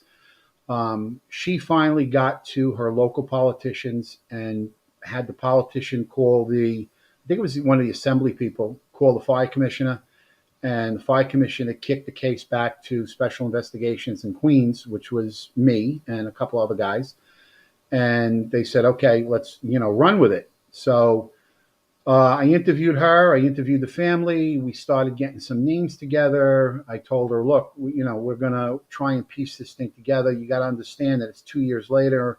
The case has gone cold, and I'm kind of starting from scratch. It took me about a month and a half with my partner, Louis Rossi, and Richie McCurry. And we kind of started looking at the names of the people that may have been involved, because let's face it, they weren't juveniles, they were young adults, and they were all in that senior year of high school or maybe just out of high school, and a lot of people were talking and names started to surface. So we picked one name and we ran with that, and we actually wound up getting into that individual and approaching him, and he kind of folded like wet cardboard. And he's like, interview and interrogation techniques is an art. Okay. Yes. If you're semi good at it, you can get a lot accomplished. But it's an art form. And we interviewed this guy, and I interviewed him with some senior guys, and he started to give this up. So now we had the names of the players, and we're like, okay. So I go to Susan, and I'm like, okay, look, we got the names of some of these players and everything else. Do you recognize any of them? And she said, this one individual actually went to Hebrew school with my son, and they went to each other's bar mitzvahs and everything else. And I can't believe that he was part of this. I'm like, well, this is what we're getting. We're gonna do this. So I take our now confidential informant, and I make an appointment with the DA's office, and I go to the Queens DA's office, and I lay out the whole case with what we have. He tells us that the explosive device that was used was an M80 firework taped to a hairspray can, which was purchased out of a CVS in Douglaston.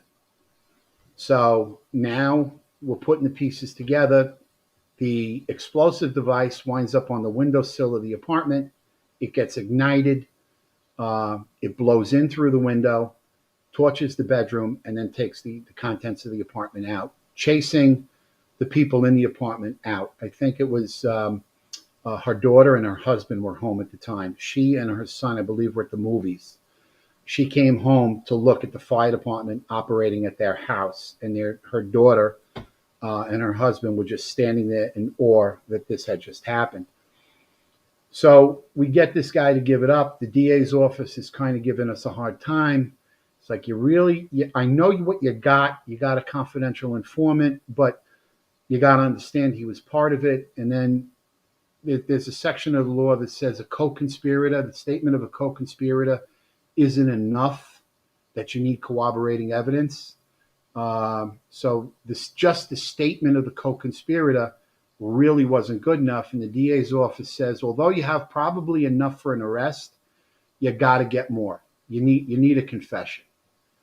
So we assemble this quasi task force in Queens, along with the SIU out of Brooklyn, out of Hooper Street. And we said, okay, we now have the 5 individuals. I've been to their homes 4 or 5 o'clock in the morning. I'm trying to pattern them now, when they come out, when they leave, what they're driving, because I don't want them to disappear on me. Okay. And we're getting closer. So we decide that the boss says, okay, look, this is what I said to the boss. I said, look, let's do this. Let's scoop them all at the same time. Let's do a giant sweep. I said, but here's how we're going to play this. It's like, okay, I'm all ears. I said, we're going to bring them into the Queens base. I said, we're going to line up 5 rooms in the Queens base.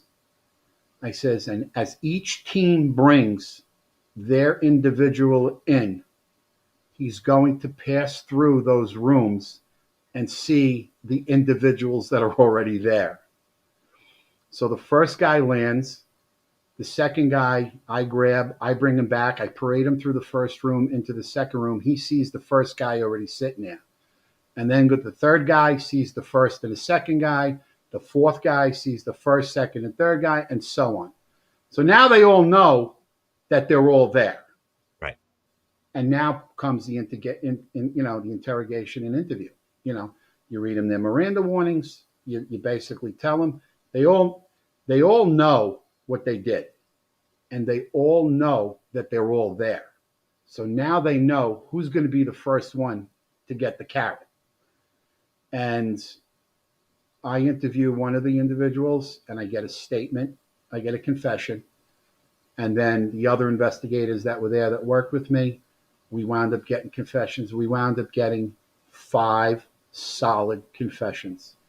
The problem was is all 5 put the confidential informant as the guy that put the explosive on the whatchamacallit, on the window.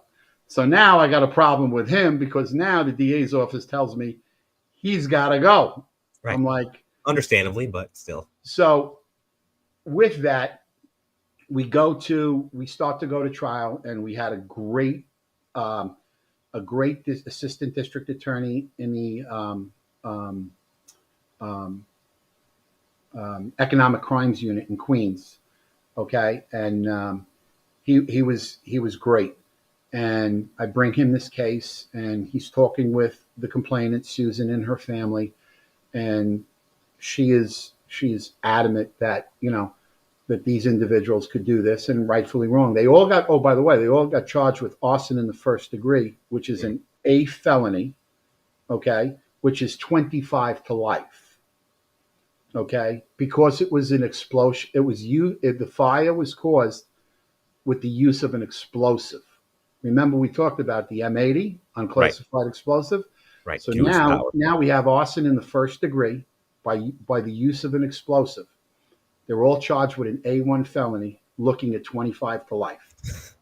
So what do you think they're going to do? Like somebody put in the chat, it's let's make a deal. Mm-hmm. So Dave Chen, great prosecutor, worked in the DA's office, puts together this deal and says, look, we can do this and this. And Susan had said, what about restitution? And he said, I will make that part of it, but I will make this what they call a global deal. He said, they all have to take it. If nobody takes it, we go to trial. So now you understand the pressure that the 5 families have to all take the deal, because if somebody turns it down, nobody gets the deal. And part of that global agreement was restitution to the victims. And at sentencing, and Susan and her family were adamant that the individual who was the ringleader that went to Hebrew school and bar mitzvahs with the family, with the son, she was adamant that he had to do jail time. Otherwise, it wasn't a deal. And Dave went to the attorneys, the 5 attorneys in conference, and said, here's the deal. Restitution, it was like $10,000 a person for each of them, okay? And this guy has to do jail time. Otherwise, it's no deal. And they took it. And the one guy did a year in jail, and all the families wound up paying her back for all the damage to her home and her contents of her home. Again, when you lose something as devastating as that, and you lose these personal items in your house, there isn't enough money in the world that'll replace that. Right. And that was probably made her somewhat whole. And that was probably one of my most satisfying cases that I handled, that we were able to take this cold case, build it up, get restitution for the family, and put a guy in jail and get 6 convictions. And the co-conspirator, because he had a record, he did a year in jail too. So we had 2 guys that did a year in jail, okay? And the other 4 took pleas, and the family got restitution and was able to replace the items in their home that, from what was lost during the fire. Flipping suspects against each other, and that the person that made that let's make a deal comment, Sergeant Ken Bowen, shout out to him. He retired out of the emergency service unit, Truck 2 in Harlem. It's one of the more brilliant tactics in policing that you utilize. It's an age-old tactic, but it works like a charm every time. What's the old President Lincoln saying? Listen, a house divided against itself will not stand. So when you bring in the people that you think had a hand in it was listen to me. We came up to it, maybe, like I said, and I go back to my investigative experience. The guys I worked with in the NYPD, I watched these guys in the 7-5 squad and in the anti-crime unit, and I saw the way they interviewed people, and I saw the way they played that. And it's a huge learning experience. And I learned, like I said, I learned from the best, and it was a learning experience for me. And then to actually put it into fruition to work and make it work. And they folded like wet cardboard. I mean, when they walked in and they all saw that they were all there, what are they going to say? There Exactly. really is nothing to say. They're It's cooked. like they're done. Yeah. That's it. It's like, who's getting the carrot? Who's getting the deal? And Right. it worked out at the end. The end game was it all worked out. Like I said, you can take the man out of the police department. You can't take the police department out of the man. And it showed there. That was a great case. Took a while to, as these cases do. This started in May of 1998. It doesn't seem like that long. It ended only 3 years later in court in July of 2001. But if you're the person going through it, that's a lifetime. Yeah, yeah. And the family was very appreciative. I mean, I am still in contact with them till today. I do get messages, every now and then Nice. from them. But I'm glad to see they're all doing well. And, they're very appreciative. But again, it's just the job that we do. And to do that job, to be so satisfying, and that's a great thing. Of course. And you were just scratching the surface here. And I'll get to Captain Fowler now, because there's that and Father's Day. There are line of duty deaths, I guess I could put it this way, that change a lot. Each one is very impactful. There's no greater line of duty death than the other. It's sad all the same. But there's some that have legs for decades because of the changes that came out of it. Watt Street was one of those. FDNY got bunker gear out of it as a result. Of course, we go into Atlantic Avenue in 1998, Vandalia Avenue as well that same year. Same thing. Captain Fowler changed a lot as well. And now to set the stage, in the report in its entirety is available online for those of you interested in reading it. It was a basement fire. He had a probie with him, dedicated, experienced fire officer. At some point, he's trying to get the probie out of the basement. There had been a collapse of some sort on the floor above, and they're running low on air. This is the stuff, and I'm not being facetious at all when I say this. Ask anybody with fire service experience. I don't care where you work. This is the stuff nightmares are made out of. If there's ever a textbook chills standing up on, or hair standing up on the back of your neck, chills down your spine scenario, it's this one. He transmits a mayday. He loses consciousness shortly after that. They find him. It takes a long time to get him out of there. And unfortunately, the next day he died of his injuries. You had that investigation, and they were called, almost pack rat conditions in that home. Yes. It's not easy. Go into it. Yeah. Hoarding conditions. Okay. Yep. It used to be called something else, but you're not allowed to use that terminology anymore at Collier's Mansion, because it wasn't politically correct, but it was a pack rat condition in the basement. I was working in Queens. Of course, we talked earlier about listening to the scanner. The scanner is always on. I'm always listening to what's going on. Till today, the scanner's on in the background. I'm listening to, whatever's going on. I heard things going fast, very fast, going bad, very fast. And I grabbed the boss. I said, look, this don't sound good. They're calling maydays. I said, I'm heading out. I grabbed my partner, and we jump in the car and we just shoot down from Fort Totten. We shoot right down to the fire scene. I get to the fire scene and I'm there right away. I must have got there in like 6 minutes. Okay. Unfortunately, Captain Fowler was still in the basement at that time. My job, again, as the investigator, knowing that I'm catching this case, you want to grab everything, as much information as you can, as fast as you can, especially when it comes to the origin and the cause of the fire, because now, I'm listening and I'm watching what's going down at the tremendous heroic effort by the companies on the scene trying to get him out of the basement. Literally guys diving down the stairs to try and get into the basement to get him out. Okay. Right away, I go right to the source. I grab the owner of the building. What happened? Before he could even think up a story or, make something up, it's like they're 10, 15 minutes into the fire. What happened? What did you do? What did you see? What went on? And he puts together a scenario for me. And I'm like, okay, I'm comfortable with that. My interview with the homeowner and the occupant of the building was done in the first 15 minutes of the fire, which later on, he really didn't have time to think about what he was saying. He was just telling me how it transitioned, which would come out later when we did the physical examination, how everything played into effect. The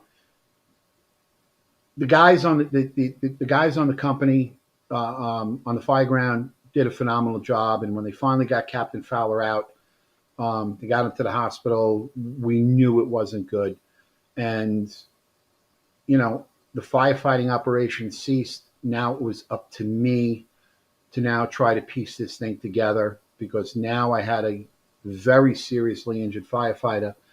I am going to be responsible for the investigation. It's sitting heavy on my shoulders. I got to do the right thing. I got to find out what happened. And I'm working with Mike, my partner, and we're like, okay, we're getting into the night. We're like, look, we got to secure the scene. We can't work at night. We can't see nothing. We have a collapse in the basement. So we come back at the next morning. We go back to the base some like 12, 1 o'clock in the morning. We're getting stuff done. We go back the next morning. We call Rescue 4 to come shore up the basement for us. They come in. We had a partial collapse in the rear. They come in. They shore the basement up, and now we start digging. And now we're starting to put the scenario together.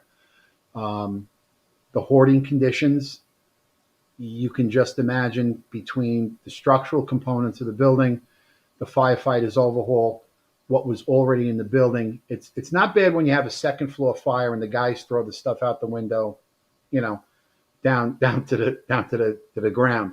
It's when it's in the basement, it really doesn't get moved from the basement out to the ground. It's got to go up instead of going down. So it was just spread out across the basement. And then we started little at a time. It took us probably 8 to 10 hours of methodically searching through the basement and putting together and replacing items that we could tell we knew what was where, until we came to the seat of what we believed was the cause of the fire. And we found it. It was in a back room, and it matched perfectly the scenario that he had told us the day before. The owner had told us. We traced back the electrical circuits. We looked at the electrical circuits. We looked at the wiring. We looked at the room. We looked at the damage from the area of least damage. We worked back to the area of most damage, because that's where the fire burned longer. We put this whole scenario together. And unfortunately, while we were doing that, Captain Fowler did pass away. So now I knew that I had a fatal fire that I was ultimately going to be responsible for. And again, that brings in, was it intentional? Was it accidental? Was there going to be civil liability over a defective product? You got to dot your I's, cross your T's, and you got to be straight on with, you got to make sure everything is perfect, because you just lost a brother, and you got to make sure that you find out exactly what happened. And for a couple of days we were there, we wound up putting together a fact scenario. And again, photographs, sketches, documentation, sending stuff to crime labs, to the laboratories to be tested. And ultimately we came out and we were extremely confident with our decision. In fact, we were absolutely 100% certain of what caused the fire. And, that's what it was. It's just an electrical malfunction. And sometimes in an extension, in a set of electrical wiring that was used as an extension cord. But again, the tremendous effort by the fire service and the firefighters that were there, and some guys got seriously injured. I believe it was, I think it was Jimmy Earl, who was a fireman in 120, who I had worked with on a number of occasions.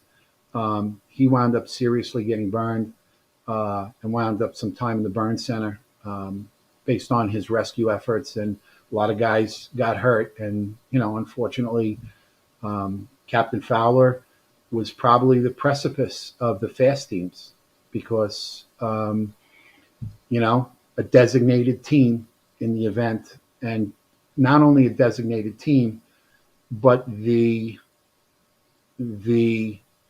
methods used in firefighter removal had to be honed because, everything is webbing, netting, harnesses, ropes. That all came, I think, out of that because of the condition of Captain Fowler. Because when he came out, like I said, he, he was in tough shape. He was in tough shape, but everybody was trying to get him up those stairs, and he was a big gentleman. And it was tough. It was a narrow set of stairs. I mean, narrow, like basically shoulder width. And, I think a lot of, as bad as it is, a lot of good came out with firefighter, fast truck operations. And that's the reason they have that fast truck now, is when something goes bad, that's one team that goes right to work. Yep, and certain Rick carries came out of that as well. Not that, Rick carries didn't exist before, but certain methods specifically for scenarios like that emerged out of it. Unfortunately, and this is true for both police and for fire, a lot of the modern day tactics that are saving either police officers or firefighters' lives were, again, to put it bluntly, written in blood. Somebody had to get seriously hurt. Somebody had to die in the line of duty for these changes to happen. It's unfortunate, but if there is a silver lining, the sacrifice isn't in vain. And Captain Fowler, who knows? Unfortunately, we wish he was still here, obviously, but his death has brought about a lot of changes that who knows how many lives have been saved because of training specifically for scenarios that unfortunately killed him. Very true. Thank you for diving into that investigation. Before I continue, I didn't want to miss this question either from Steve Iorado. Going back earlier to the M80s, I'm sorry, Steve, I missed this originally. Says, with the M80 being an unclassified explosive, was that a New York City, New York State, or federal situation? In the DATF, you can file charges with that. The M80s are actually covered under the penal law. Okay. Really? It's listed in the definitions. I think it's still listed in the definitions of the penal law of what an explosive is and what's an unclassified explosive. Yeah. It's like 265. It's like 265 of the penal law, I think. So in the beginning of the penal law, you've got the whole thing of definitions. So when you go through it, like I said, if you look at the arson statute, by the use of an explosive or possession of explosives, you'll see that it's a penal law charge, and it's there. Well, it was there. I don't know. It could have changed, and it's been a few years. But that's what it was. It was an unclassified explosive. It was a New York State penal law. Yeah, again, you talked about the devastation it could cause earlier, so it makes sense that it would receive a classification like that. Billy Dennis, I see your question. You two overlapped in the Marshal's office before he went back to the line. He retired in early September of 2001, right before 9/11. I'm going to replace one of the rapid fire questions or add that question to the rapid fire. So I do see it. I'll get to it later at the appropriate time, Billy, and good to see you, my friend. So it's eerie because Vinnie Fowler fire in June of 2001, a staircase is at the center of this investigation, or one of the things we were looking into when the collapse occurred. Father's Day fire 2 years later, not too long after the anniversary of Vinnie, that was June 3rd. 2 weeks later, June 17th, 2001, 2 years and 2 weeks later, June 17th, 2001, staircase again at the center of this investigation. And again, kids playing around, not that that was the case in Vinnie's, but kids playing around causes a massive explosion. Staircase collapses. Guys are trapped. They're low on air. They're transmitting maydays like Vinnie was and can't get out. I always got the operational aspect of it, listening to Kevin talk about that fire on Salty and other guys too. I never got the investigation aspect of it, though, and that's why I'm glad you're here. Vinnie was a tough one. This, I imagine, was an even tougher one. So just tell me about that day and then trying to put the pieces together as far as what the heck happened. Again, it's a Sunday. I'm home. It's Father's Day. I just had got to my brother's house for dinner. I was assigned to the Special Investigations Unit in Queens, and we had a response criteria. Unfortunately, this met the response criteria to respond in. So I responded in from home. I got to the scene. The explosion had already occurred. We knew that 2 firefighters had already perished, and that the third one was still in the building. Again, a Herculean effort by the members of the service to get to, I think it was Fahey, right? It was still in the basement. Um, Guys trying, because of the devastation and explosion of the building. You can imagine a two-story building just crumbling down to the ground and trying to get into that area. We go back to Chief Gansey, and Chief Gansey was on the scene in civilian clothes with a mask on his back, trying to make the basement. I mean, it didn't make a difference who you are, what position you held. Here's a guy that's the top guy in the fire department, and he's in civilian clothes with a mask on, trying to make the basement because we knew that there was a guy down there. For the marshals, again, separate from the firefighting aspect, we need to put a case scenario together. We now know that we have 2 firefighters that were killed in the line of duty. We possibly have a third. What's the fact pattern here? What happened? Where are we going? How are we doing this? John Fabiano, who was the marshal from Queens who was working that day, he was assigned the case. It was his case. Me being in the special investigations of the SIU, I kind of partnered up with John and his partner to work along with them and help them along in the investigation. Over the next few days, well, that day we were able to put together, through the interviews of a lot of marshals on the scene, a lot of from the Hooper Street SIU, a lot from Queens. I think they called in marshals from other boroughs. We put together a fact scenario that these kids were kind of playing in the back of the building, and they may have had a part of it. And we kind of got, well, maybe they were playing with a gas can. So me and 2 of the other marshals, we kind of concentrated on, well, if these kids were playing with a gas can, we got to get to that. So we kind of circumvented the firefighting operation, got to the rear of the building, and climbing down into the area where the basement Bucca doors were. And I wound up sliding down almost like a brick wall into that area, and actually wound up finding the gas can right at the basement door. And, I secured it, photographed it, brought it back up. I said to them, I got the gas can. They're like, well, I got the gas can, put it together. And then it wound up that these kids were playing around in the back. They were looking to spray paint and do whatever kids do in the back of this hardware store. And they had inadvertently knocked over this gasoline can that was back there. And we all know that, gasoline fumes have a way of traveling, and it's not the gas that burns, it's the fumes that burn. Right at the base of the Bucca doors, the gasoline fumes went underneath the door, and it's unfortunate that on the other side of the door was the hot water heater for the building, which then became the source of ignition. So after the scene was secured, we kind of had a scenario of, okay, the origin or area of the fire. We didn't have a fact pattern yet of what caused the fire, but we started putting pieces together. And John put a great case together. We worked along with the safety division because now the safety had 3 firefighters that were killed in the line of duty, and it was our responsibility as the marshals, but to determine the cause of why 3 of our brothers are now gone.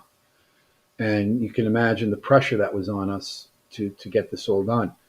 And for days, we worked along with safety. Basically, they did their safety investigation based on what went right and what went wrong, as we did was where the origin and what was the cause. And working in tandem with safety, we were able to determine that these gas fumes migrated under the door and were ignited from the hot water heater.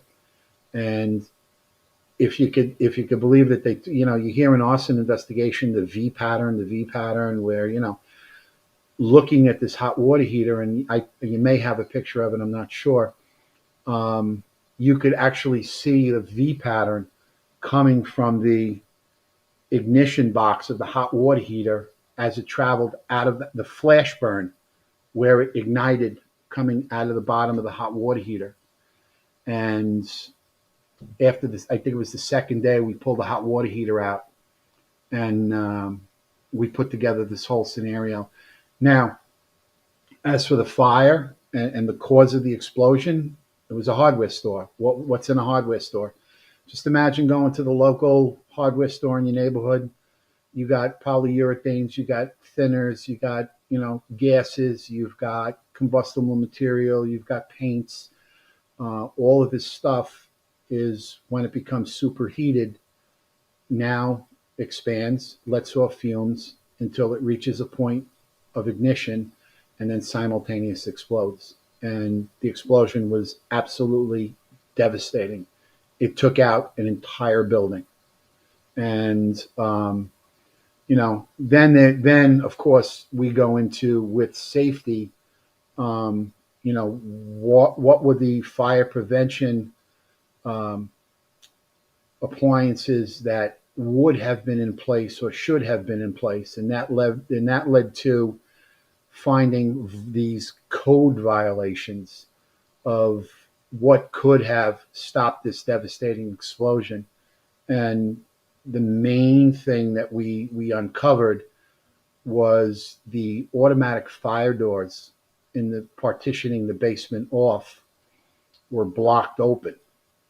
And what happened is the fire door was designed to operate with a fusible link. When the heat hit the fusible link, it burned away, released the chain, and the doors closed, isolating the fire, that compartment.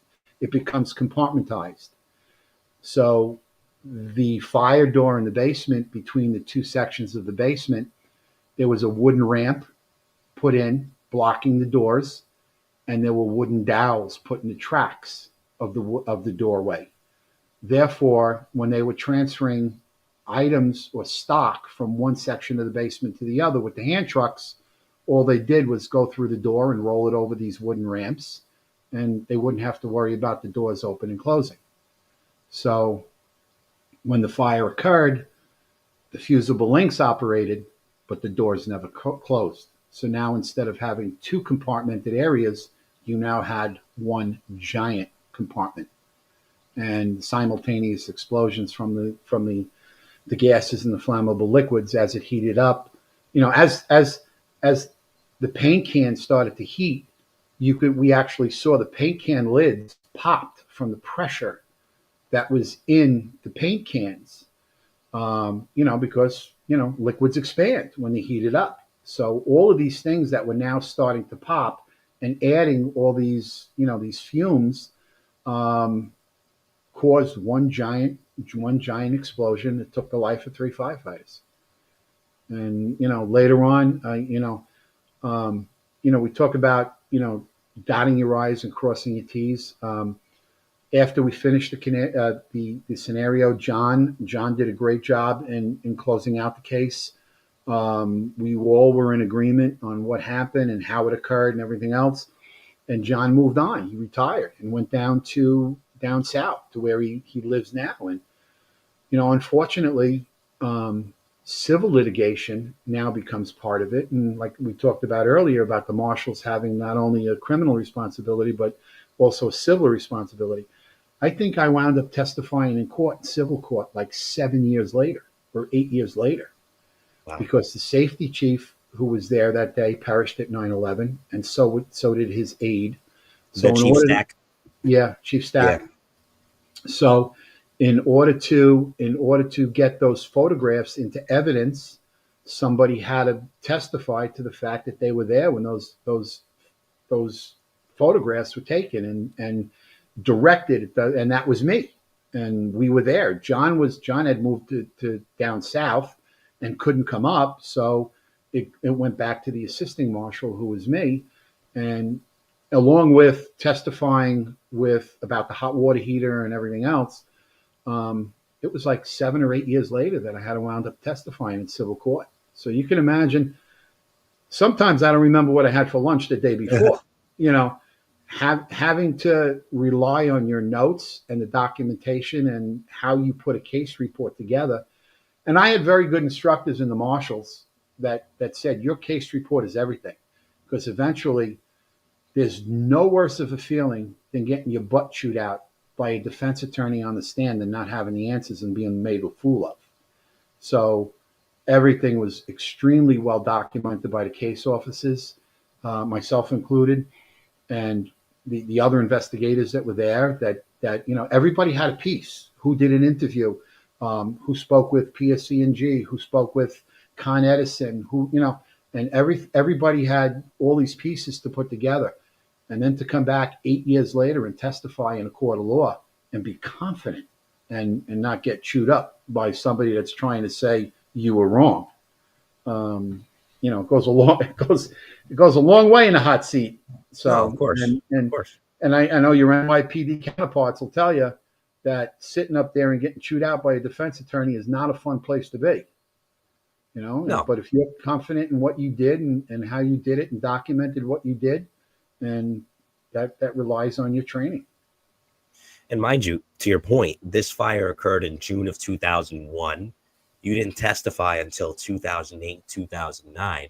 And who could have foreseen 3 months later, but as you mentioned, excuse me, apologies for that, Chief Stack was there. He gets killed on 9/11. His aide, firefighter Bobby Crawford, who I believe was his aide, also gets killed on 9/11. You can't ask those two gentlemen, sadly. John moves down south.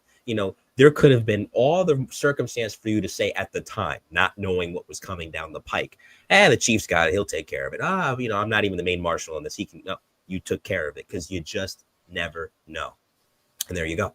It goes to the brotherhood. We weren't, we eventually, the assistant chief, I think Bob Burns was the assistant chief fire marshal at the time. He was an SIU supervisor at the time, I believe. He even came in to testify, and he testified right after me. And, so it's a group effort. It's not about one guy or one person. It's a group of guys or group of investigators putting together a rock solid case. And you did. And this was, a corporate issue, violations, and everything else. So can't bring them back, but it can make them right. Right. So. And again, tactics, prevention methods come out of this. So it's not in vain. Much like Vinnie Fowler, we wish these three gentlemen were still with us, but it's not in vain because there's a lot that's come out since this fire happened. And again, if you look at the pictures, it looks like a war zone. That whole building came straight down like a bomb had taken it out.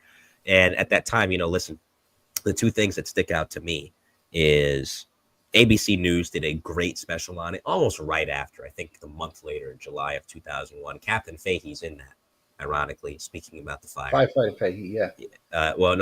Brian Hickey, I meant to say. Captain Hickey, yeah. Captain Hickey, I got the names mixed up. Captain Brian Hickey, rather, was speaking about that fire. Unfortunately, he ends up losing his life on 9/11.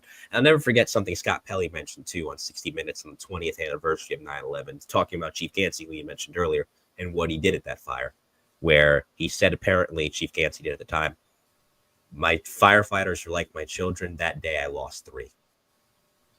He lived it. He was there. I know Chief Downey was there. Commissioner Feehan was there. And 3 months later, those men would respond to the Trade Center and not make it. Before I get to that day, Pat Pogan, who retired out of the NYPD JTTF, and was also formerly in the Emergency Service Unit and also a volunteer on Long Island, says, "Hi, Don. It was always good to see you on mutual aids in Massapequa or us going to South Farmingdale. God bless, brother." Patty's a great guy. Yes. Right? He's always got a smile, on his face. I enjoyed when I pulled up or I got into Massapequa or he got over to me and I saw him. It was always good to see him. Always good to see him. Guys you can trust, guys you can rely on, guys that are smart. Yes, right. It was a pleasure working with him. Yep, great cop, great fireman. Wore both hats in his career, also like you did. You had, as you talked about on Salty, and we'll talk about it here, the morning of September 11th, 2001, you had a very close call. I mean, again, I go back to another quote in the Naudet Brothers documentary. James Hanlon talks about it because there was a line of duty death the month before a firefighter collapsed of a heart attack at a blaze. And he said, I didn't think there was anything worse than us losing a single firefighter. And I'm sure you thought after the Father's Day blaze that there can't be anything worse in my career than this. And then comes that morning. I'll let you take it from there. Just tell me about your morning from start to finish and getting down to the Trade Center. Um, again, just one of many that went in that day. I just got into my Queens office. The first plane had just struck the tower. My boss said, "We're going." We grabbed our stuff and out the door I went. My partner was due to come in later that day, Mike Smith. He was due to come in later. He had called me, said pick me up on the side of the Long Island Expressway. So I grabbed his stuff, I threw it in the car, and off I went. So we had already known that the first plane had hit the tower. I picked Mike up on the side of the Long Island Expressway on the service road. We were on our way in. We were coming around the Van Wyck Expressway, and I actually saw the second plane hit the second tower. At that point, we were both convinced that something was not right, that we were under attack. We get into Manhattan. We come through the Midtown Tunnel. We stop at the Midtown Tunnel. We speak to two Triborough Bridge and two officers that were there.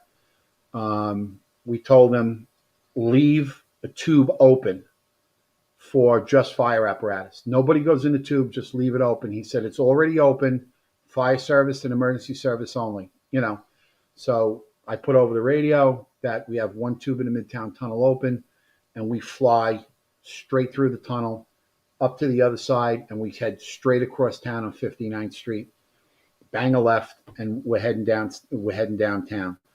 Pull up, park the car. Mike and I get out. We grab our gear. We run into the fire department doctor. He says, where do we go? Where do we go? I said, just come with us. We're going to the command post. We wind up on West Street in front of the hotel. That's the first spot that we wind up at. And we're at like a meeting point. The supervisor at the time was there with us, Randy Wilson, who I affectionately know is now at this point is Wrong Way Randy. And I'll tell you the reason why. So the doctor's like, okay, where are we going? So we were told to secure the main command post where Chief Gansey and Chief Feehan were. So we now start to transverse across West Street into the towers, into the area between the towers. And, as we're going through, the events are unfolding, as you can imagine. You have two planes, two towers burning. So we start to hear these little explosions. And I see right away what these little explosions were. And the FDNY medical doctor that was with us asked us, he said, what are those explosions I'm hearing? And I just looked up at him and I said, Doc, those are the bodies hitting the ground. And he just stopped and looked at me. I said, I can't make this up. Those are the bodies hitting the ground. And as we started to transverse through, it was 1, 2, 3, and we were now aware of what was going on, that these people that were trapped above the fire were now jumping and landing on the ground and literally vaporizing in front of us. And we get through the courtyard area between the two buildings, and I'm with my partner Mike, I'm with Randy Wilson, another supervising fire marshal, Tommy Williams, and we were told to go to the command post to secure the command post because now we kind of realized we had a terrorist attack. Randy says to me, all right, we got to go right. We got to go left. I said, no, Randy, we got to go right. The command post is over by 10 and 10. We got to go right. Randy says, no, we got to go left. I worked in Manhattan. I know where I am. I said, no, Randy, we got to go right. Randy says, no, we got to go left. I'm like, no, we got to go right. No, we got to go left. I'm like, all right, Randy, you're the boss. You worked in Manhattan. You will go left. And we go to make a left, and we must have went 50 yards, and the first tower collapsed right down on to the command post where we would have been. And although Randy was wrong, he wound up being right. I would have been right, but would have wound up being wrong. And because the command post was completely covered in that first collapse. As we went left, there was a set of subway stairs in front of me on the corner of Vesey Street. As the building came down, my only area of refuge was into the subway stairs, and I just dropped my stuff at the top of the stairs and I dove down the basement stairs to the subway. And as you know, they come down like this. They have, one from one direction, one from the other one. And I had just landed at the bottom as the tower came down on top of that subway stairs. And I got buried at the bottom of that stairs. Literally getting into that stairwell, because the way I was running, the people that were on the stairs, it was so packed. I actually ran past them, turned around, and then dove down the stairs that were in front of me as the tower came down on top of the subway, the stairs. It's actually right in front of the church there. And I got buried at the bottom. Not too bad, but I was able to work my way out. We pulled. I couldn't see. There were people on the stairs. We started pulling people into the subway station, and we just told them, keep going, keep going, keep going. I worked my way back up to the street. Now it was pure devastation and chaos. I can't find Mike. I can't find Randy. I can't find Tommy. I'm by myself. Radio was gone. My gear was gone. I just had dropped my gear at the top of the stairs. It was buried. So I worked my way across the street, and I'm standing on the corner of Church and Vesey, and there's a New York City office building that's right there on the corner. It contains the post office. And I'm sitting there, and I'm trying to get my wits about me, and there's guys, everybody is running. And I'm with a police department captain. And, we stop. We're at the corner of the building. And we're talking about what just occurred and, what happened. And all of a sudden we hear this eerie twisting sound. It sounded like a freight train. And I look up. And as I look up, I see the top of the second tower coming over. And now it starts to rumble and it starts to collapse. And at that point, I start to run again. And my first area of refuge was the door to the post office, or this office building that was there. I dive through the office. I dive through the doors of the revolving door of the post office as the building comes down in the ground in front. I had just get to the other side, and that revolving door that's spinning that you would normally go through nice and slow now is operating like a blender. And it's just spinning at a high rate of speed. And all of a sudden, it just blows everything down on top of me. And it just, it covers me from the inside. And I get up, I work my way to the basement of that building. I waited a few minutes, and then I came back out. Again, pure devastation. I wind up getting to the street. I wound up running into Steve Mazziello, who was Chief Gansey's aide, Steve was a marshal at the time. And Steve and I have a conversation, and he's like, I don't know where Chief Gansey is. I don't know where Chief Gansey is. I said, I don't know where the guys I was. At that point, we're maybe 5 minutes into the collapse of both, 5 minutes after the second collapse. Now we're 20 minutes or 25 minutes after the first collapse. Everything is basically chaos.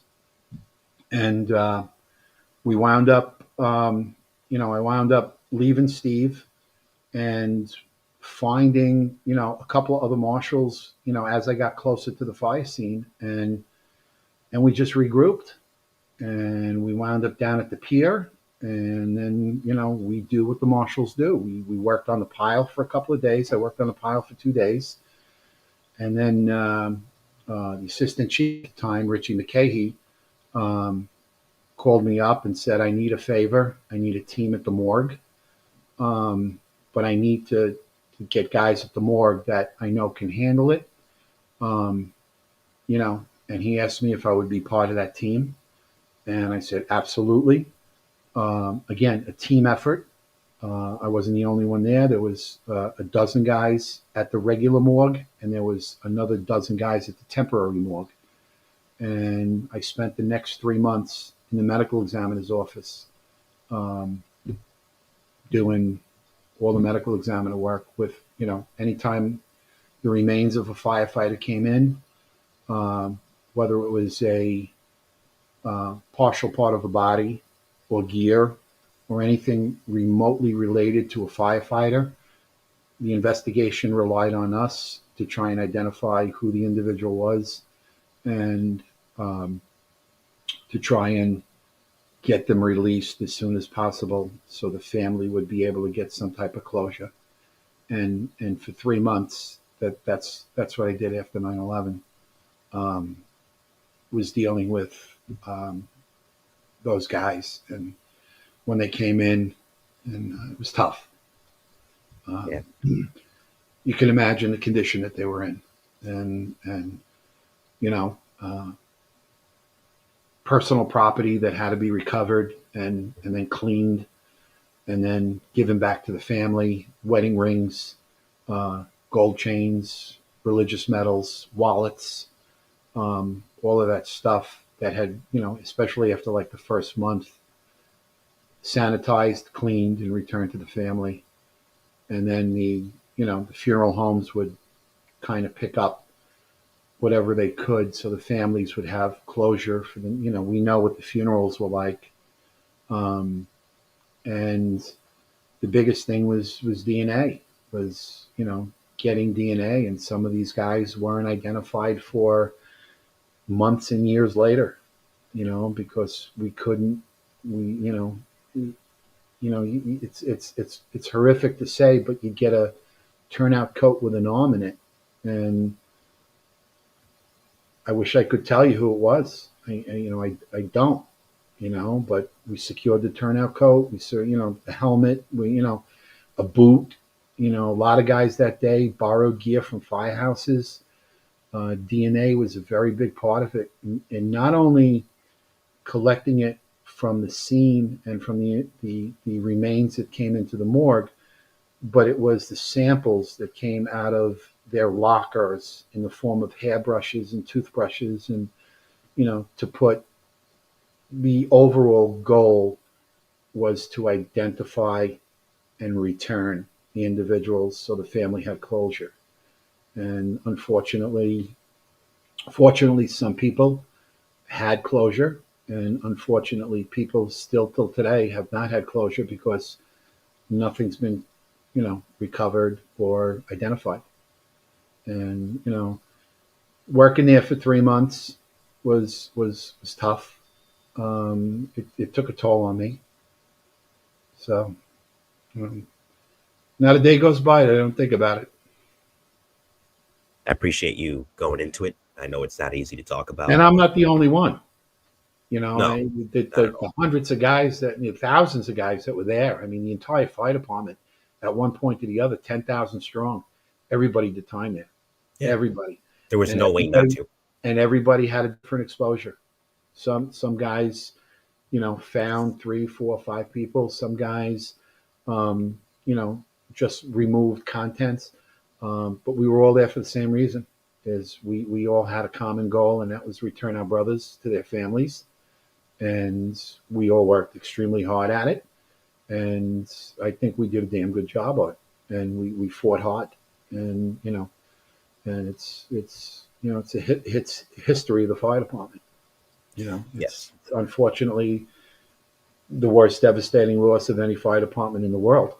And, it happened right at our front door. And again, I appreciate you going into it because I know it couldn't have been easy to talk about. I mean, we mentioned Chief Stack earlier. I remember reading an article in the Daily News back in 2016. A blood vial for him was found 15 years later. 15 years later, after him and his aide, Bobby Crawford, had made the ultimate sacrifice. Right. Yeah. So it took a long time. And I'm hoping that DNA technology now, as technology gets better, and computerization and AI and all of that stuff. We're hoping that more remains that are down at the museum and still with the medical examiner in the medical examiner's custody. We're hoping that more people would be able to be identified and that family can get closure. We all lost extremely good friends that day. Some closer than others. Acquaintances. There are acquaintances. There are friends, and then there is family. You look at brothers. You look at father and son. You look at cousins. It didn't know any bounds. It took everybody, and unfortunately, for some families, suffered more than others based on multiple family members. And then later on in life, those family members that were down there succumbed to secondary injuries or secondary diseases after losing family members down there. And, it's just horrible, but we got through it, and we get through it, and every day is a new day. And we think about them, and we honor them, and just like any fire department in the world does. And unfortunately, it affected so many of us because there were so many individuals that were lost, and everybody had a touch with at least somebody that was there that day. As you were driving down there with Randy, Ronnie Bucca, and James Devlin, and Devlin has since we lost Devlin a couple years ago to 9/11 cancer. Jimmy Devery. Yeah, or Jimmy Devery, rather. Jimmy Devery. I worked with Jimmy in the Bronx also. Yeah. And he was, I remember Dever talking about it in a documentary. He was both him and Ronnie were in the South Tower. And Jimmy just happened to catch an elevator. The elevator just opened up around the 50th floor. It may have been to bring an injured woman down. Yes, it was. Yeah. And Jimmy brings her down. Why the elevator worked in that moment, as he said, he didn't know. It just happened to. Ronnie kept climbing up with Chief Palmer, and they made it to the 78th floor. And Ronnie knew, because Ronnie was there in 93. Ronnie had done his homework, so he knew what was going on that day. Ronnie's expertise outside the FDNY was with the intelligence division in his Army Reserve Unit. And in 93 and after 93, he continued to work. And there's documentation out there. You can read the books and everything else. Mm-hmm. He knew that something else was going to happen, because there were things in play that weren't answered after the first bombing. No, of course. And he knew, and tried to bring it to light and everything else. And I don't know. Again, you need to read those books on what Ronnie and his thoughts, and the people that worked extremely close with him that he explained everything to. Yep. And he was spot on. Spot on. The book that's sitting on my shelf in front of me right now that I read from cover to cover, 1,000 Years for Revenge by Peter Lance, where Ronnie features prominently in that book. And unfortunately, despite the fact that he had so much information, not just him, John O'Neill is another one, I think also of Detective Claude Richards from the Bomb Squad, who maybe you crossed paths with during those fireworks investigations. All those gentlemen, in their own respective way, knew something was going to happen again after 1993.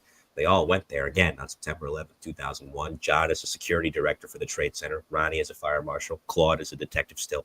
All of them perished in the line of duty that day. And it just goes to show, especially Ronnie, they wouldn't even let him on the JTTF with his background. They just shut him out. And boy, would you love to have a guy like that at the JTTF today with his knowledge. It was a book of knowledge, man. He had it. He had it all. He knew it. And Ronnie was a real good guy. Ronnie and I were firearms instructors together. I mean, we would go up to Camp Smith and spend weeks at Camp Smith. We do at least 2 weeks in the spring, 2 weeks in the fall. And then if there was a new Marshals class, we got another week with a new Marshals class. So we would spend 4 or 5 weeks together, every single year at the range. And, he was just a wealth of knowledge. And, and it was a shame. It was, and in such physical good condition that he was, and the same with Oriole Palmer, that they made it up to the fire floor, Yep. Yep, especially Oreo Chief Palmer you're referring to, of course, ran marathons. Ronnie had suffered what many would have been a career-ending injury that he worked his way back from to be able to get back to the rescue. Eventually went to the Marshals. He was a distinguished fireman too. People forget he was in Rescue 1 for a long time. He really knew fire duty and he knew marshal duty as well. And I love the obituary that was put out about him. Ron isms. This one's Yep. sharp basketball was one that popped up in there. So he had a sense of humor too. A couple things I want to hit on. Or this Mike Cain mentioned it earlier before he retired in 2003. Of course, the impostor case. And once you get back to the normal day-to-day flow of things after the recovery efforts were completed in the spring of 2002, this is an interesting one. So dive into it for us. Okay, so fire marshals, we get involved in stuff other than fires. Yes. Okay, if you can believe that. So but it goes well. Listen to me. It goes into child welfare cases when you see conditions like that we get involved in, and insurance fraud, which is sometimes can and cannot be violated. But this one was kind of a curveball. I'm working New Year's Eve night. A complaint comes in about a female who had given a deposit to a fire department lieutenant for a car, and she thinks that she was defrauded by this fire department lieutenant. So, of course, I'm working. I catch the case, and now this becomes my investigation.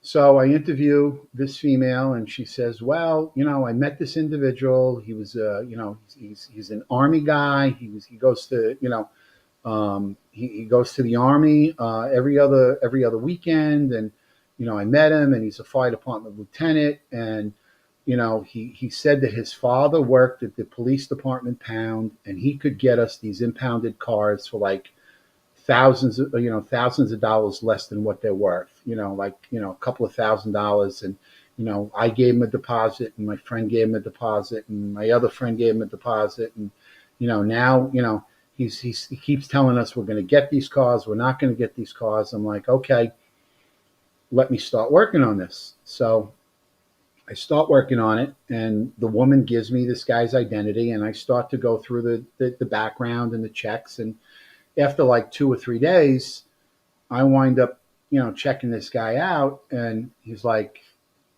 I can't find this guy. There's no fire officer. There's nobody in EMS. There's nobody. And the woman is adamant. She's like, well, he goes to the firehouse all the time. I'm like, what do you mean he goes? Well, we're in the car, and he stops at the firehouse, and he goes in, and he checks his schedule, and he comes out, and he says, I got to work Thursday and Friday. He says, but I got to go to the military reserves all the way upstate, whatever the fort is up there. Fort isn't Camp Smith? No, all the way upstate. I can't remember the name of it. Somebody will put it in the chat, I'm sure. Yeah, it's all the way upstate, and I'm like, okay, so maybe I'll run the. So I start looking at things, and I'm like, okay, I'm trying to put pieces together, and I call the military. I get military police involved. We got a guy's name. No military background. She says, I'm telling you, he's wearing a military uniform. He's wearing a fire department uniform. I'm like, I can't find Fort Drum. That's it. So I'm like, okay. So I said, well, how did you meet this guy? She says, well, I'm driving down the parkway, and he's basically flirting with me in the next car in traffic. And we pull over, and I meet him, and he seems like a nice guy. And we started dating, and, so it winds up that this guy, Maurice is his first name,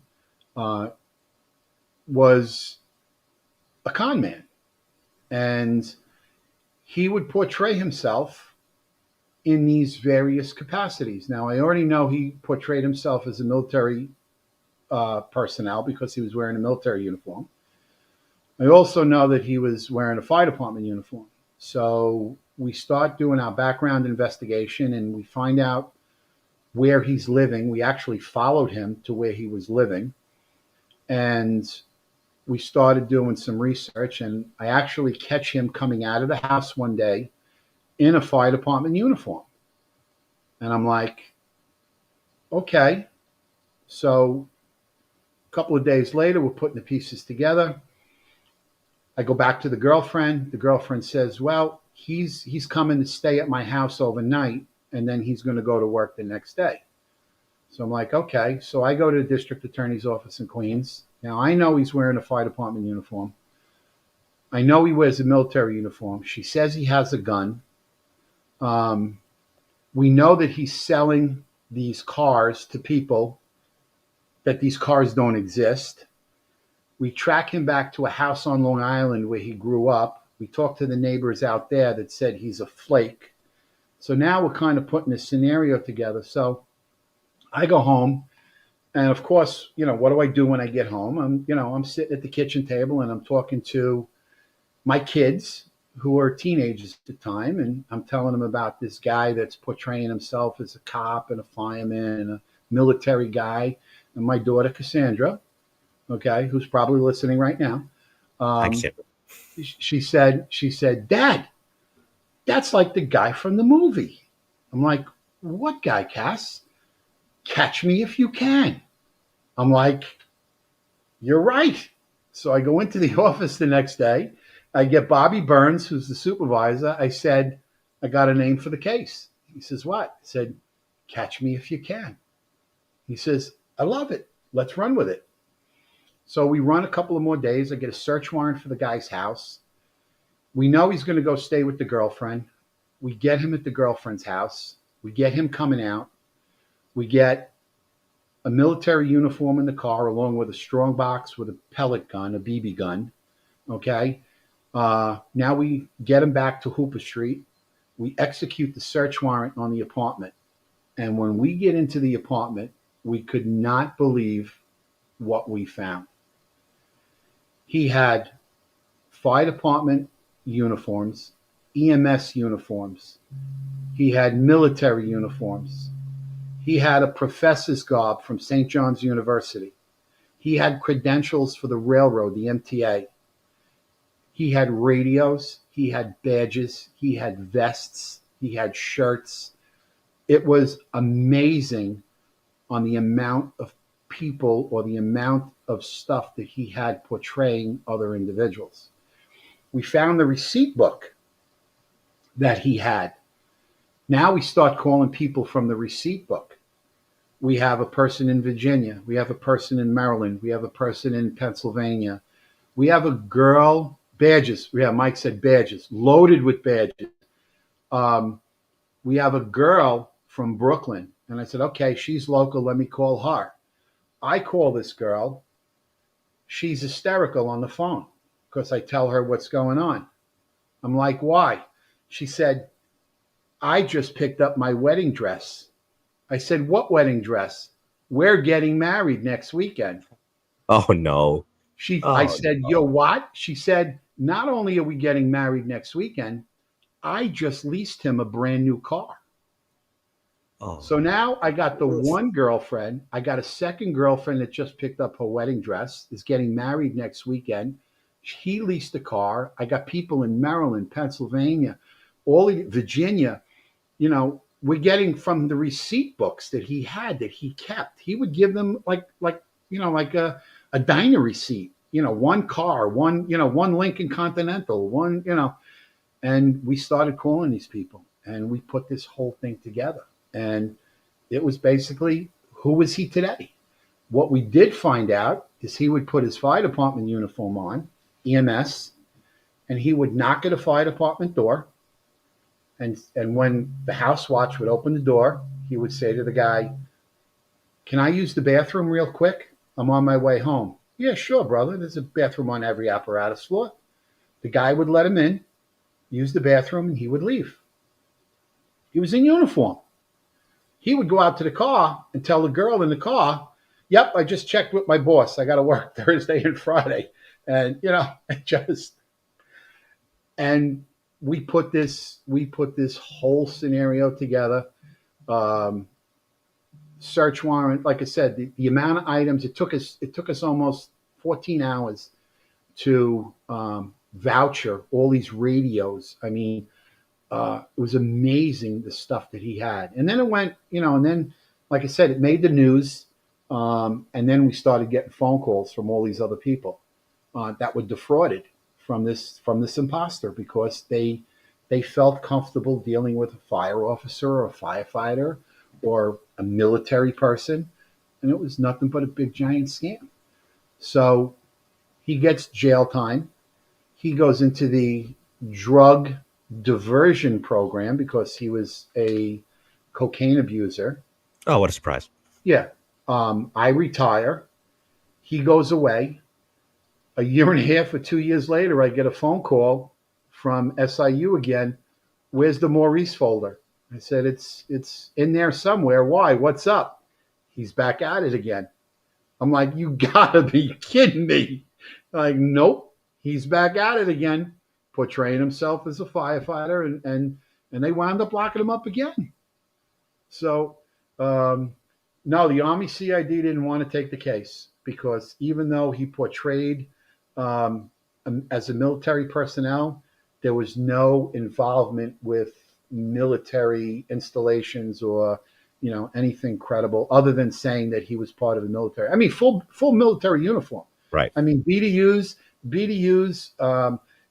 hats, emblems. He looked like a Mexican general. With all the medals that he had and stuff like that.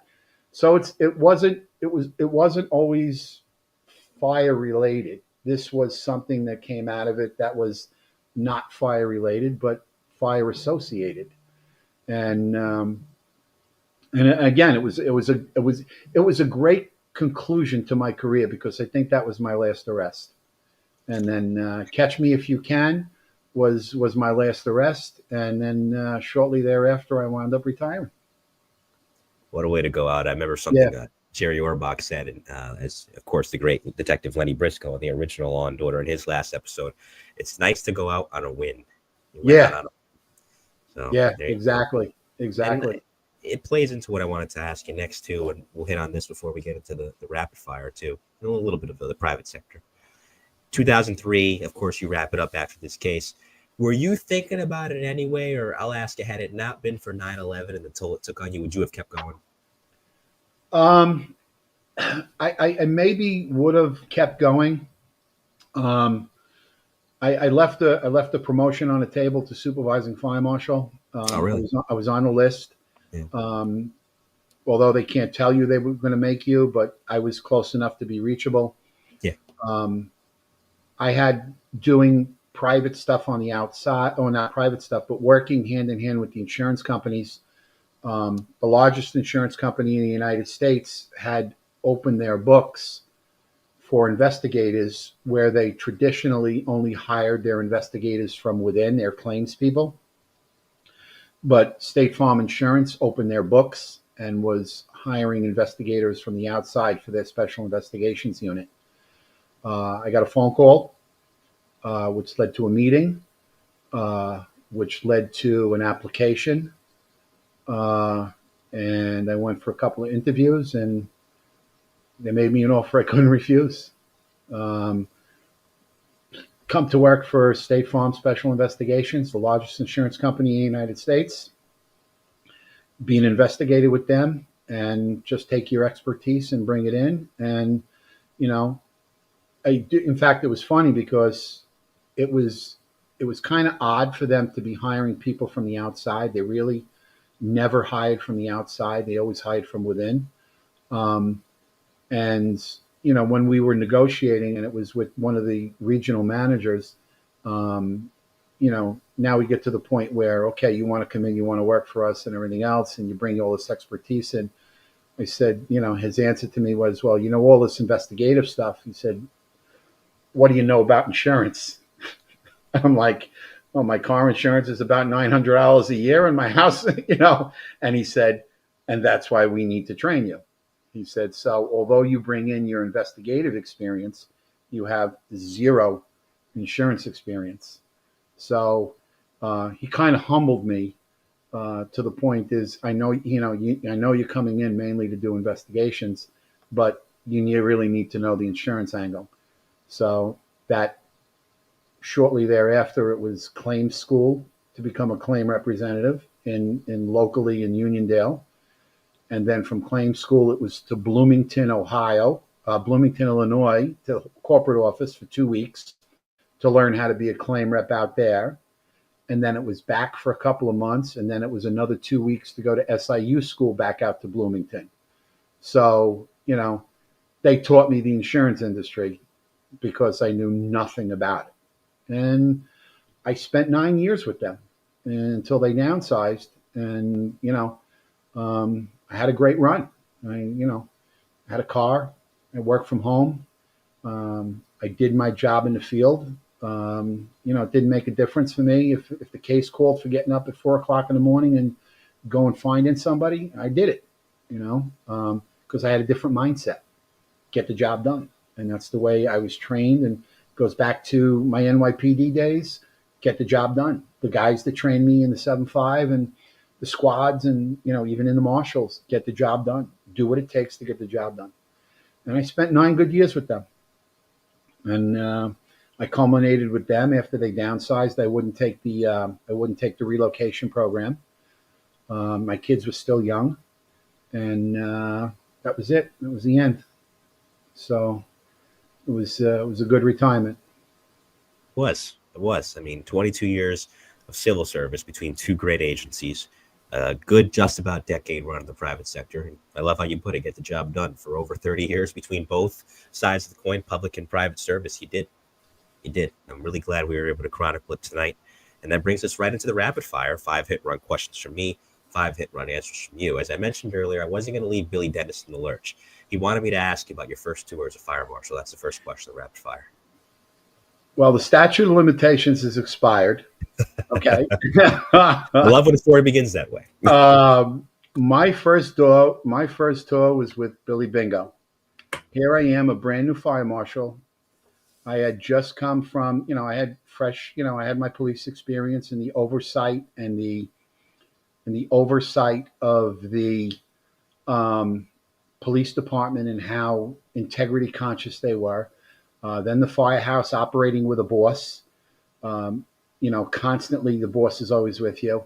My first tour as a fire marshal was a night tour in Queens. Billy Dennis, Bingo, was my senior partner for the night, my first tour. And he said, okay, get the radio, get the car keys, and let's go. I'm like, where are we going? He says, I got to go out. And I'm assigned to Queens. And the next thing I know is I am in Manhattan at a club so Billy can go talk to a couple of friends at this club in Manhattan. And I'm like, I'm going to get fired tonight. I'm like, and he's like, don't worry about this. And Billy, a great reputation. Sounds like Billy. Has a great reputation as a firefighter, a comedian and a clown, which we know he's a professional comedian.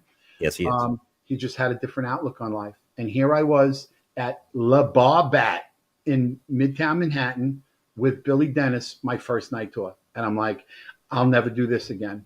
That's it. I said, we're going back. I said, let's go. He met his people. He talked to somebody, and, he had to get some stuff squared away. And we were gone. I said, you're trying to get me fired? I'm still on probation. I just, Le Bar Bat in Midtown Manhattan, my first night. I'm like, yeah. Thanks, Bill. The key word here being, for the sake of protecting the guilty and the innocent, but also the guilty, allegedly. Allegedly, yes. These things. Allegedly, the statute of limitations is expired. So therefore, we're free to say. And again, I had worked with Billy a lot after that. And again, another guy, a senior guy that was able to show me the ropes. Yes. Different perspective, different outlook on different things. Of course, he was on Getting Salty a while ago. Billy, if you're still watching, my email's in the description of this episode on YouTube. Pluck it away and send me a timeline of your career, because I'd like to have you on this show as well. Second question of rapid fire. Besides Billy, funniest colleagues that you had across the board in the fire service, or you can mention the PD too. PD, I had to go back to the 7.5 robbery squad that I was in. Timmy Kelly, Marine Corps sergeant, senior police officer, a lot of time in the 7.5, just an all-out comedian. Really, every time, we were assigned a robbery apprehension team. And every time Timmy Kelly and I would go out to try and apprehend a guy that was wanted for a robbery, it was funny because we took a bet before we went in through the door.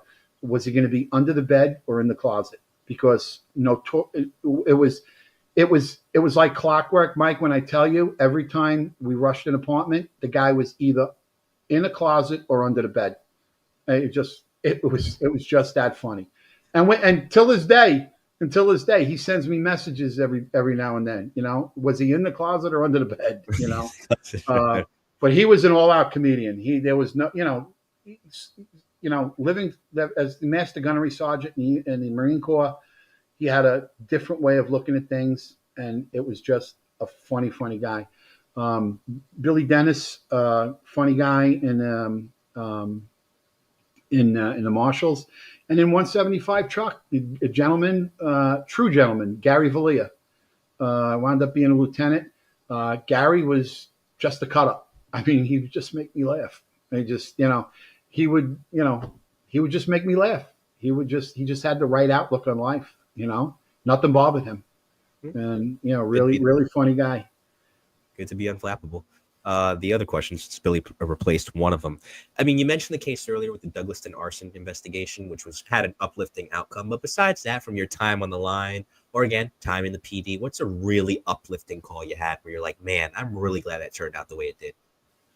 Well, we had the one case. We had the one case with Douglaston. I mean, that was pretty much it. I guess there was a lot of good cases, and I can't put my finger on one right now that would stand out above the rest.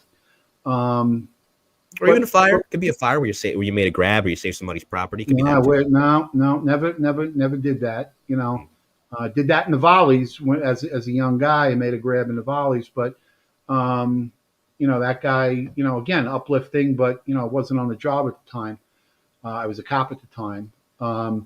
But in the PD, I mean, just the satisfaction of closing the investigation with a successful conclusion, knowing that you made a difference, and from the littlest thing to the biggest thing, whether it was just you got the job done, and you looked for help, you got help from the guys, and you got it done. So there were, like I said, my thing was the Douglaston thing. That was by far my best, because I know I made a difference, and we successfully brought that to conclusion.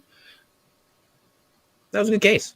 I mean, it was a very good case. That's the highlight of this show. When you see the highlight clip tomorrow, which I'm tagging you in, my friend, that's the case I'm tagging you in. That's the thing I'm specifically clipping, amongst a lot. Because if you make it difficult for me to pick a show highlight, that means it was a really good show. But I think that one, given the outcome, stands out slightly above the rest. So here's the other thing. Not Midtown Manhattan clubs, but when you wanted to get something to eat, either after a long day at the firehouse, a long day in a sector car, just a long day investigating cases in the Marshal's office. Back then, where was Don Mormino going? Okay, a few places, because Don Mormino liked to eat. Okay, so do I. So does Mike Colón. So we had lunch. We had Mama's in Corona, a staple for everybody that worked at Mama's. You always got the special with mushrooms and peppers.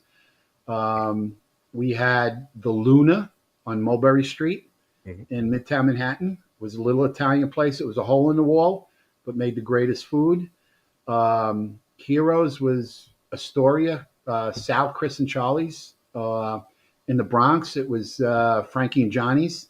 You go to Frankie and Johnny's, you get a baseball bat size hero for like $6. You would serve you 3 meals. So the flexibility with the Marshals was you had a car, you had a radio, you remained available, and as long as you did your job and you didn't get jammed up and do something stupid, the city was yours. And even now the commands that are in the Marshal's office now, they transverse 2 and 3 boroughs, and the flexibility was there. And as long as you did your job, and I like to eat. I mean, there was some great places. Used to go to Howard Beach. Used to go get clams in Howard Beach. Jump in a car, go down to Cross Bay Boulevard, and go to Lenny's. Lenny's Clam Bar. Where do you want? That was the biggest thing. Where are we going for lunch? Where are we going for dinner? The guys in the chat are putting wool hops in there too. I've heard wool hops mentioned several times in the show. Guys, cops and firemen alike love 17 in the basement. 17 mott in the basement. That you couldn't go on the first floor at wool hop. You got to go to the basement. Yeah, I think it's still there, right? Wool hop's still in existence. I don't know, Mike. I don't know. I hope it is. I hope it is. And that's your point earlier. Billy says we used to use a lot of Don's connections because he was a police officer.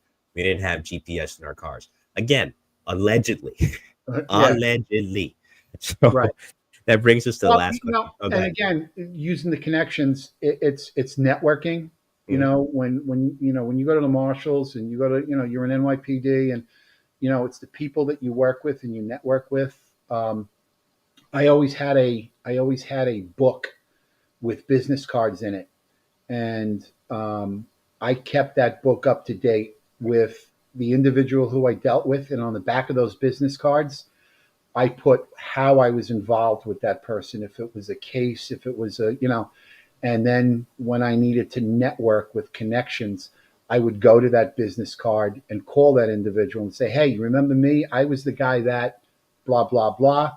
And that opened the door, especially when I got into the private sector, because you're in the private sector and now you're dealing with these law enforcement agencies. My business card book was invaluable because I had all those years. I had 20 years of working with people from all throughout the city, and they all have their individual expertise, whether it was an auto crime guy, whether it was an arson and explosion guy, was it a bomb squad guy, was it a detective squad, which you needed information from a detective squad. The book was invaluable. And connections is the way things get done. It's simple. Use it if you got it. If you've got the resources, use them. They're not there to collect dust. You got to put them to use. If you again, whatever by any means necessary. If it helps you, it helps you. The last question, the rapid fire. Like I said, you wore both hats. So if someone's coming on the job now, anywhere, but we'll use New York City since obviously that's where you spent your career, either as a new police officer or as a new firefighter, or they just got promoted into the marshal's office. What advice would you give them as someone that was pretty well versed in his public safety career? You've got to be happy with the job you're doing. If you're not happy with the job you're doing, you need to move on to something that you want to do. Get into the books, okay? Supervisory roles on people that enjoy their jobs is extremely important. Get in the books, study, and listen.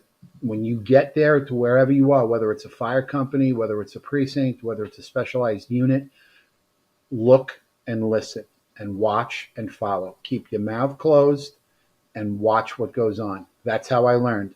I learned right from the very beginning, right in the 7.5. Those guys, Terry Murnane was the senior guy in the 7.5. Terry was an excellent investigator, went on to the Brooklyn North Homicide Squad. Very sharp individual. Learn by what they do. You don't have to, if you don't want to ask questions or whatever, but just watch how they do it. In the fire service, watch how a guy trims a window. Watch how a guy goes, and puts a ladder up. Study to be a boss. Make the best out of your career because it's all about the end game. You may be doing the job now, but remember in 20 years, when you're old and decrepit and fat and, it's all about the end game.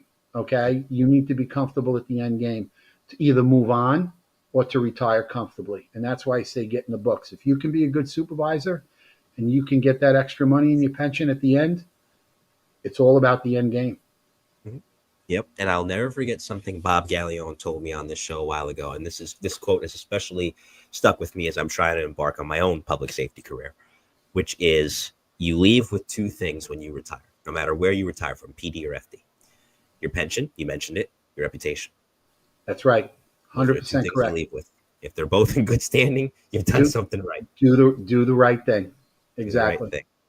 Do the right thing. And you sure did a lot of it, my friend. This was a great show. Stick around. We'll talk off the air. But before I say goodbye to the audience, as always, for any guests in the show, if they got shout outs, the floor is yours, my friend. Anybody to me? Yeah. My family was probably watching, the guys I work with. Like I said, a great career. 7.5, the NYPD, the Marshal's office, Mike, your show transverses the city agencies, which is phenomenal. Thank you. It's you got some heavy hitters coming on, and some have been there. I really enjoy it. But to all those guys, I mean, this is what it's all about. And I go back to when I told you earlier when I talk about 9/11, and I give these, sometimes I get the opportunity to give these little discussions. I always start with this. Rudyard Kipling, famous author, poet. If history was taught in the form of stories, it would never be forgotten. And your show, allowing us on the show to tell these stories, it's what makes the job great, because the guys will never be forgotten. I Thank you. appreciate that. That truly means a lot. And it's really you guys who I do it for. You guys make the show, and I appreciate the support. And it's never lost on me how lucky I am. So anytime a first responder shares that with me, I really do appreciate that, my friend. So you saying that means a whole hell of a lot. So thank you very much to you. Like I said, stick around. We'll talk off the air. Thanks to all of you in the audience who tuned in tonight, and those of you who will listen to this later. Again, I'm very appreciative. Paul Maz, I'm sorry we didn't get to the pictures, but Donnie does know that I had him in the queue ready to go. So, we've told a lot of stories tonight, but they were loaded in. They were received, my friend. Again, so thanks to everybody for tuning in. Coming up next in the Mike the New Haven podcast, 2 more FDNY shows. We're continuing to really delve back into the FD interviews. Really looking forward to both of these. So coming up first this Monday, he finished his career as the chief of department for the FDNY. He did 38 years in total, started in 1985, and then, of course, finished up a couple years ago in 2023. And that is former FDNY chief of department John Sudnick, who I'm looking forward to hearing from for volume 69 of The Best of Bravest. And for volume 70 next week, again, worked in New York City EMS pre-merger, which was no day at the beach back then, came over with the merger of 1996 and worked on the FDNY side. One of New York City's most senior paramedics. He retired as such in 2005, Mark Peck. I know a lot of you in the audience are looking forward to that one. And those 2 shows back to back should be great. Monday and Friday, 6 p.m. respectively. Please continue to keep the families affected by Monday's tragedy in your prayers, especially the family of Detective Islam, posthumously promoted. And on behalf of retired FDNY Fire Marshal Don Mormino, actually, before I say that, for those you almost forgot, for those of you listening on the audio side, for tonight's outro song from their breakthrough 1994 album, Throwing Copper, it's live, coming your way with I Alone. Now, on behalf of retired FDNY Fire Marshal Don Mormino, I am Mike Colón, and we will see you next time. Take care, everyone. Have a great rest of your weekend. Good night.